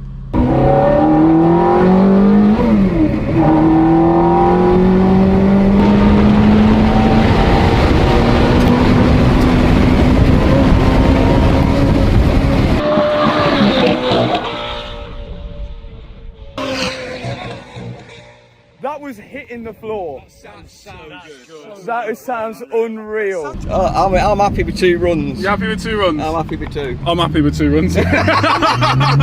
So, I can't believe I'm saying this, but Tony's happy with 2 runs, which has literally saved my life. I'm very grateful that he's content with the first run.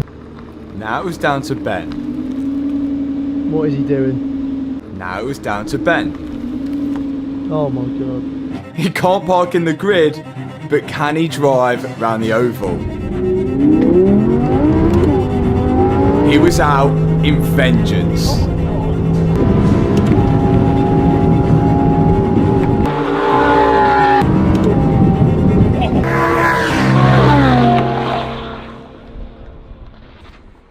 Don't know, that was fast. It wasn't very high though, was it? It wasn't very high. Baby! Come on! Is he happy with that? I'm actually ridiculously happy with that. Very happy with that. After Ben's laps, it was time for me. I'm giving it a lot. I am putting a lot on the line here. My palms are sweating, I'm shaking. Matt's just deranged, isn't he? So none of that stuff bothers him. You know, like the normal things, like life. Are we ready? I'm not. You're the person I'm most worried about. Are you ready? I watched them, and as I was walking up to the car, I got more scared the closer I was getting to the car. But do you know what happens in these situations? I see red, and the foot goes flat to the floor. I was worried, because this is the heaviest car to go round, and also the lowest. We don't think the front split is going to make it out alive. Matt is going to go all in, mate. Matt's going to go. He's going to go all in. Who do you think? It was time for run 1. Right, come here then, let's go. Come here. Yeah.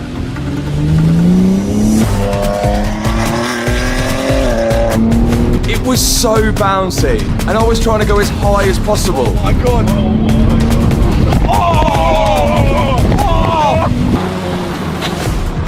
That was After our first warm-up lap, it was time for round 2. That was really scary. We literally went in the air. You don't need to go that high either. Why was he that high? Like, I don't think it could go any faster. We were hitting the floor. But this time, we need to go all out.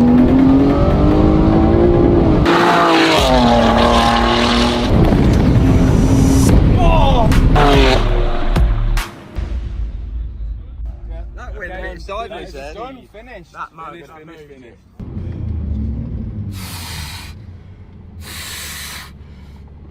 I don't think we're the fastest, but we are against like 3 supercars with lowered suspension. But we were surprised last time. Can we see if the Deere splitter is still on? Oh, I've already seen damage. Oh my. No, not the splitter. Well, it stayed on. Oh no. At least it stayed on. At least it stayed on. Oh my, I can't explain how scary that was. But I don't think we've got the win. But if we don't lose, I'll be happy. Splitters take them on for the team. We knew it was going to happen. But that is insane. Like, insane. Just to even try that is insane. That is all she wrote. All the speeds are registered. Let's go and see who won. So, starting with the slowest, the least successful person to go out on track today. That man there, 100%, 100%. I'm not running Nico. today. Yes! Yes, okay. Yes! I'm safe. With a speed of 76 miles an hour. I'd like to clarify that the speed gun isn't accurate to the speed which you're seeing in your cars, but is consistent within itself, so it does show which one is fastest. Am I the slowest? You are the slowest, my friend. Followed by... This has got to be me now. Mr. Armstrong Senior. Oh! Were you? No, I thought he'd won. I was convinced he'd won. That looked the fastest and sounded the fastest. It was so sketchy. You got the best steez points, I'd say. So now we go for the fastest, don't we? So the winner of, where are we? Autodrome Terramar. Autodrome Terramar, the annual race of champions, is Benedict Fowler. Oh my God. With a speed of 85 miles an hour compared to Matt's 81 miles an hour. But there is a winner out of all of this, and it could be one of you guys. We're actually giving away the BMW M3 for just £9.95. One of you guys could win it, and there's only 48 hours left of the competition. The link is in the description right now. Get your tickets for it. I will fix the splitter before it goes, don't worry. The live draw will be in 2 days from now? 2 days. 2 days. £9.95 and someone's going to win it. I'll be sad to see it go. It's done amazing. It's been such a good build. We've got the G80 to give to Ali Omar, who won it with 1 ticket for £9.95, but we're not going to give it to him with a football mark on and a broken front splitter. So we've got a front splitter. We're going to fit that and then we're going to give it to Ali. So the Gardo is still over there. I've got to go and edit that video. Have it. Fit that splitter. You go get that. Matthew, it's up to us to do the splitter. We've got some help. Hey, how are you? I was in there for a while. I was gonna say. What does it need to replace? The front splitter? Front splitter. Yeah. Why'd that happen? The car's too low, basically, isn't it? Ah. So we'll replace that, which is almost immediately going to get ripped off again. Yeah, 100%. Okay. Do you know how much the splitter is? How much? £1,200. £1,200. That's like a mortgage payment. It is, yeah. That's a mortgage payment that you're scraping off every time you go over a speed hump. Okay. Damage. Only a bit. It's a little thin, isn't it? That is very thin. Damaged it the whole way round. Oh yeah, look. Is any other part of the car damaged? Little bit of scrapes. That looks a bit bent to me. You're good. You're good. You're fine. Yeah? Yeah, you're fine. Those are love taps. That's aero. Aero. What's your opinion on BMWs, Freddie? So they look really cool and they don't sound very good, but they're really, really fast. Agreed. and they're not very reliable at all. I disagree with that. So I know you guys disagree because you guys get the good BMWs that are made in Germany. Right. We get the ones made in Mexico. Those are very not reliable. So they don't make them in Germany, they make them in Mexico and then ship them to America. Yeah, and somebody in the comments is going to be like, oh, that's not true, but like I have to make sure that you know, I don't say too many bad things about the Germans because you know what happened last time. What's your opinion on BMWs? I feel like everyone knows my opinion. They're all right. You just have that typical BMW driver vibe, don't you? No indicators. Yeah. Pop and bangs. All the above. How much did you say this was? 1,200 pounds? Yeah. It's pretty light. Do you want me to say my opinion on BMWs? What's your Best opinion? not. The bolts are coming out. Freddie said he knows a way how to get all these bolt holes in the same place on that splitter. That's not true. I didn't say that. That is air conditioning. Why is it warm?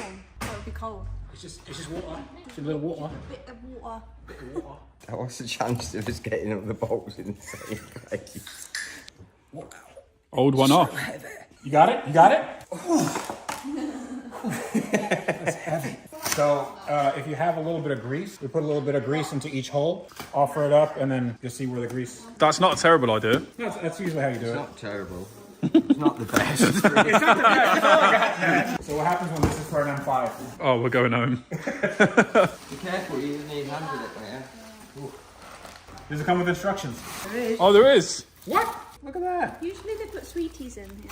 And then sweeties. Oh, he found him. What, is there sweeties in there? No. Yeah. If someone in America said to you, I want a sweetie, what does that mean in America? I don't think that, I mean, that might be a euphemism for something that we can't say because we'll get demonetized. But, And you're right, Freddie. No instructions. No, wrong one. Have you never had one of them before? This is not a, this looks fake. Go on, try it. Go on. Every English child grew up on them. That's good. What'd you rate it? 5 out of 10. That's not very good, is it? It's like a normal YouTube video. Freddie's theory, lining the bolts up. So here is the little bits of grease hanging from the bolt holes. Why did you put that in, Tony? Stop and going rusty. It's to mark the new splitter where all the bolt holes are. But the only problem with that is that if you don't push it up into the right place first time, you just end up with a smear of grease all over it. All right, Tony. Good luck. Same. I think so. Yeah. Does this bit go at the front there, like that? Yeah, it matches there like that. That's perfect. I'll just push it up right here. That will be all right. Like that. If this works first time, no, put it straight down. Now we lower it down. Yeah. Look at that. That's impressive, isn't it? Just don't wipe it off. We were skeptical, but it was a good idea. Well, that one's a bit dodgy. Where are we drilling that one? That one's going to be the maybe. Make sure you go through the floor. Well, which one then? This one? I think so, yeah. Let's try that one. Cool. How confident are you feeling? 5 out of 10. Do you ever go any higher than 5 out of 10? When I'm more confident, yeah. All right, let's see. That's one in. Look at that. Almost like we know what we're doing. Wow. That's OEM, isn't it? This was the dodgy one, wasn't it? Or is it the next one? Oh, yes. Yeah. That's gone in as well. Is it straight at the front, Matt? We'll find out. It's good now. We in? We in. Yeah. We in, baby? I think that's all of them. It's good. Did we do it too quick, Matt? That was pretty quick. And it all lines up on the arch. Perfect. Yeah, it's not bad. Not bad at all. Ready to give it to the new owner. When can I take it? Finished. Yay. Well done. Next up, Ali's coming to collect it. So Ali is here to collect the BMW M3 and he is behind the shutter there. We just put him inside and then pulled the car out. So we get to see his reaction straight away. Okay, so we just found out Ali doesn't want to be on camera. Let's do a reenactment. Do a shock face, Toby.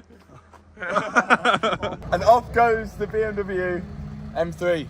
Ali's gave it to his girlfriend.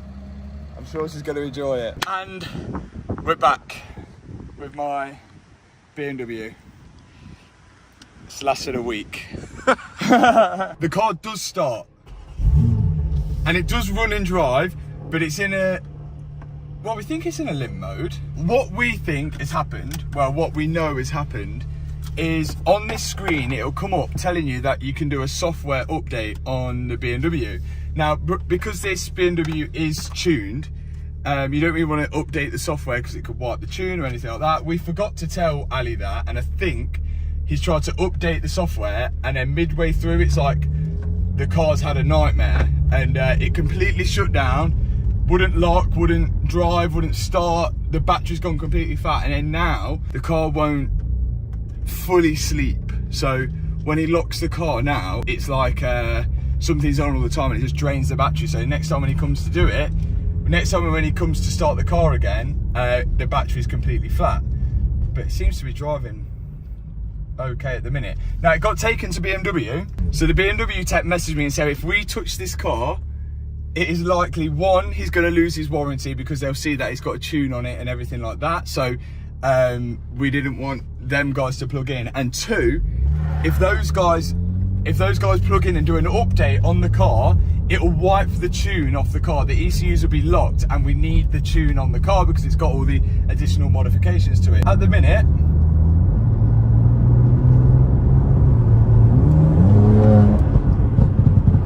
yeah, the car's driving completely fine.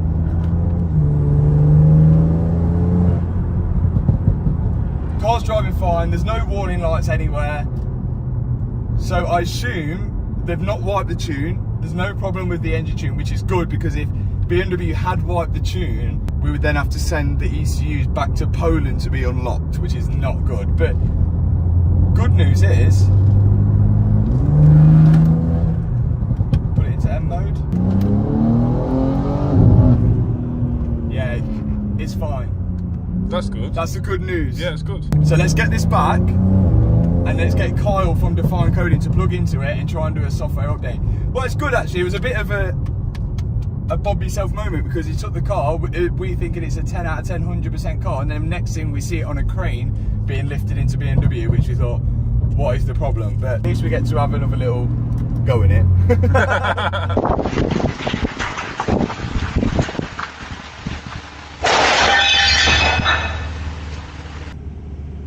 I think we just clotted the splitter. Oh. Oh. Oh. Oh.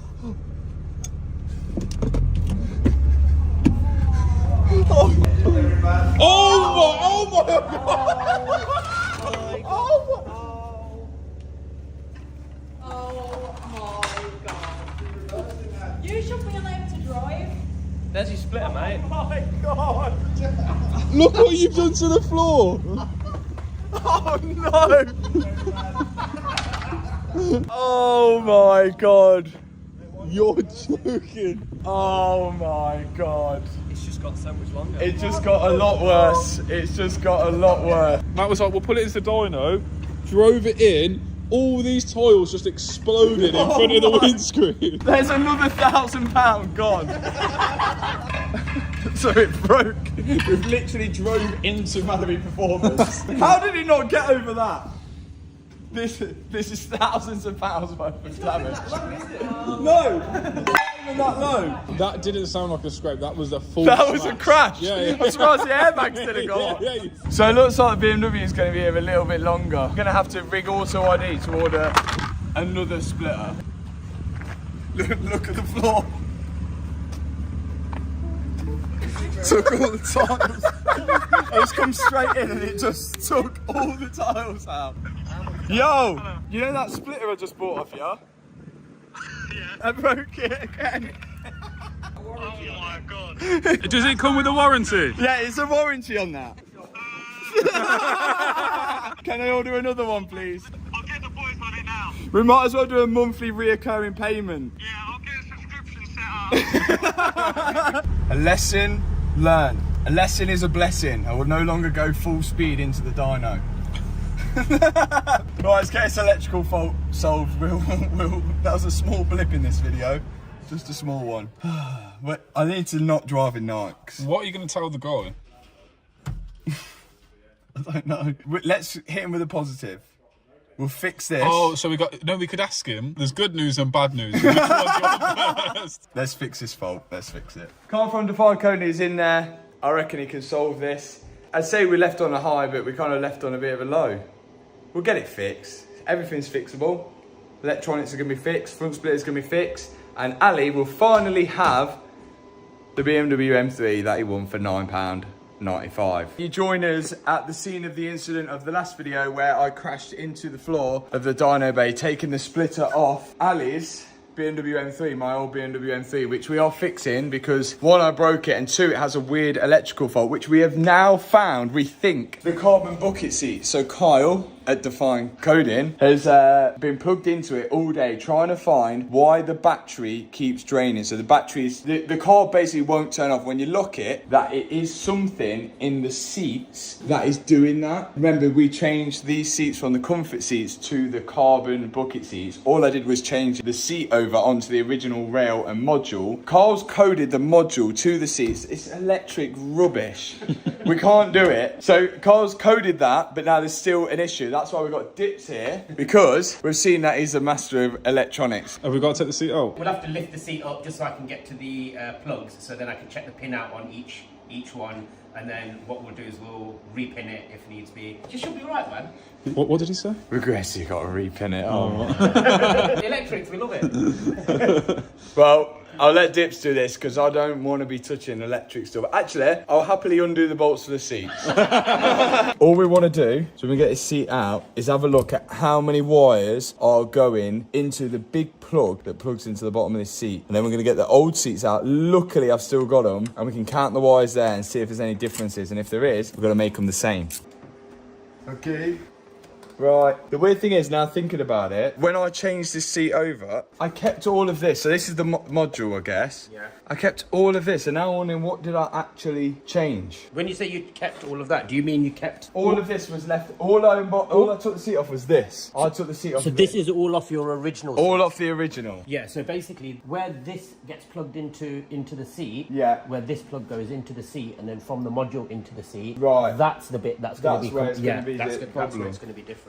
Okay, so yeah, this motor maybe... If it's the ambient lighting, then that's probably the bit that's keeping it open. I think it's that, yeah, I think it's that. Shall I go and get the other seat and then you can have a look? Yeah, okay. Let's compare it against Let's have a look. Here's the original seat, comfort seat. So what we're going to do is check this plug here going into the seat. We'll check the pin out on this one and then check the pin out on that one. What about all of them? Yeah, most of these will still be the same. Like, you know, that going forwards, backwards, up, down, yeah, lumbar support, all the rest of it. That should all be the same on both seats. Okay. So more than likely, it's going to be an addition on that seat that you've got, which is keeping it open circuit to the... And I think, like we said... Could be the ambient lighting. Yeah. So we're thinking that this seat doesn't have ambient lighting underneath the seat, and that one does. But because the car doesn't think it does, it's just stayed on all the time, and it doesn't know how to control itself, so we're just trying to work out. Look at all them. How many? 1, 2, 3, 4, 5, 6, 7, 8, 9, 10, 11, 12, 9,000 pins to go through. Right, there's some crazy collaborations going on right now. Dips is speaking to Kyle at Define Coding, and we think we've found the issue. Dip's going to explain. Right, so it's not 100% yet, but... I'm just covering myself, right? What it is the original seats had a sort of a light at the bottom of it for the rear footwell, basically. Yeah. When we look at the plug lineup, the pin lineup on it, it stops here, and there's nothing on the seat side of it. Yeah. So it's basically just open circuit. So the car thinks that 1 minute this light's not on. What's the reason for it? Hence, it's flagging up a fault. And it's just searching this fault constantly, even when the car's off. Yeah. Which is crazy, you know, like an old car, if you'd not plugged something in, it would not matter. But because of this, look at this. Here's the old seat, and here's the light. And there's 3 wires going to that light, which obviously go to this plug here, and they're not on that one. So that light caused all of this? That light has caused all of this, and this light could be not 100% yet. Yeah. The reason why I've crashed into the floor, because if I hadn't crashed into the floor, it never would have come back. That was his fault, really, wasn't it? It's not the light's fault. So what's the plan? Are we going to trick it to think it is a light in, or are we going to put the light in? Just put the old seats back in. What we could potentially do is strip this down, take this off, install that into there. Yeah. And then I can actually pin that into that. into the new plug. Yeah. So the car's actually looking for it then. That is OEM. Better than OEM, because you don't Bucket even get seats, bucket seats seats with the LED. Wow, we're gonna be upgrading the car. Well, let's see how we get on. I'm going home anyway. I think we should like have a rule that we no longer buy cars newer than 1986. A bit extreme, but yeah. What car can you get that's good from 1986? BMW E30. Oh, That's only because I've got one. It's still giving me problems though. Dips has pinned in that LED. We're going to see if it works now. Why don't we try this with the cameras off? I think the key's in it. Oh, is it in it? Give it a triple press. whoa! Going crazy. Okay, no LED at the minute. Is it plugged in the seat? Yeah, seat's plugged in. Oh, but there's no lights in the seat either at the minute. Right, so I did, with the key to get the lights on in the seat, I pressed the key. Oh, seats on. Seat lights on, but no LED. Is the LED supposed to come on as you open the door, or is it? No idea. But Kyle has coded the car, hasn't he? Has he coded it Those out? module. Not sure. We're not sure. We don't know. We'll message him now anyway and see what he says. Yeah. So whether he's coded the LED out now. Yeah, because that's what he was under the assumption that we were going to do. Yeah. Just going to take the other seat out now, because if this is the fix, then we've got to do it on both sides. And maybe the reason why it might not work is because both sides ain't done. Could that be a possibility? Let's see. Hopefully we don't break anything else more in the process. The chance of us breaking something else is high. Yes, that's true. Did you code the LED out of it? Yeah. You have. Can we code it back in? Kind of and kind of not. He has coded them out, but he said coding them back in is a maybe. Even if they're in, but it takes the fault off. Yeah, then it's that's a problem fine. solved, isn't Yeah, it? yeah, that's it's a it. problem solved. These are disconnecting, and off you go again. Yeah, let's do it. That LED is now in that side. Actually, do you know, by chance, before we plug in, I'm going to put the ignition on. No lights as of yet. Now we plug in, get Carl from Define Coding to code the lights to the car. Hopefully, job fixed. They all still work, which is good. It's 11:15 at night right now. Check it out. Carl at Define Coding is sitting in bed. Are you in bed in the dark, Carl?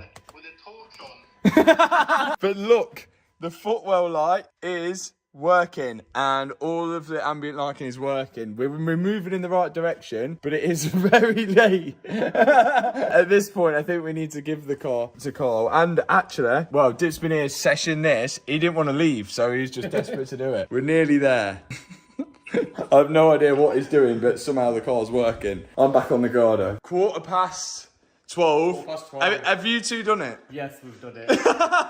Do you know what? I'm never getting involved in electronics. This is horrible. Found a solution. What was it? So we've disconnected the ambient lighting. The weird thing was one of the pins, which is pin 8 on both seats, from the carbon seats shouldn't have been populated. But Right. it has got a wire in there. So we've reconnected pin 4. It's not going to make sense right now because we've had to disconnect, connect. And, Yeah, okay. And Carl's done all his coding and whatnot. But we've managed to disconnect pin 8 from the actual seats, connect pin 4 back in again, and then Carl's worked his magic. Oh my god. Do not buy new cars. E46 M3 and stop there. Stop there. I'll probably say that. Carl from Define Coding and Dips at P1 Auto Keys. That's it. This whole video is just dedicated to these guys now. Can we have a moment of silence? We'll have just a minute silence. Hopefully, now we've just got cosmetic things to fix on the BMW, and that was my own fault from crashing into the dyno. There's the splitter on that. Man. Ali, if you're watching this, we're going above and beyond for you, mate. It's like, this is what happens when I don't fix my own car. Like, this is why I never open a garage. Now, this was supposed to take a month, but it only took a week. Yeah, I think we've run them out of stock now. Are we putting it in the same holes or new holes? I'm going to see if they... Riv nuts. Rib nuts, that's it. We'll go into the original holes first before I start drilling anymore. Let's hope they do, otherwise we've got to drill more holes and then it'll be a lightweight version. Have you hurt your leg? Yeah, I've hurt my leg. How did you hurt your leg?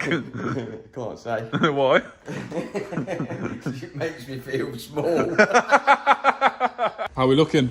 Here we go. Let's see if it goes in the hole. I'm not an experienced rib nut person. What did you use back in your day instead? Self-tappers. Come on, this has to work. You're making me nervous. Why am I making you nervous? Making me nervous. Oh no, that's not good. How are we looking? Yeah, we're looking good. We're looking good? We're looking good. Yes. What do you reckon? I think that does look good. Yeah. Ali is going to be buzzing. The big reveal. Let's slow it down. Ramp's a bit slow. It's building tension. Yeah. Look at that. How long do you think till that comes off again? Ali lives in London. Right. I think less than a week.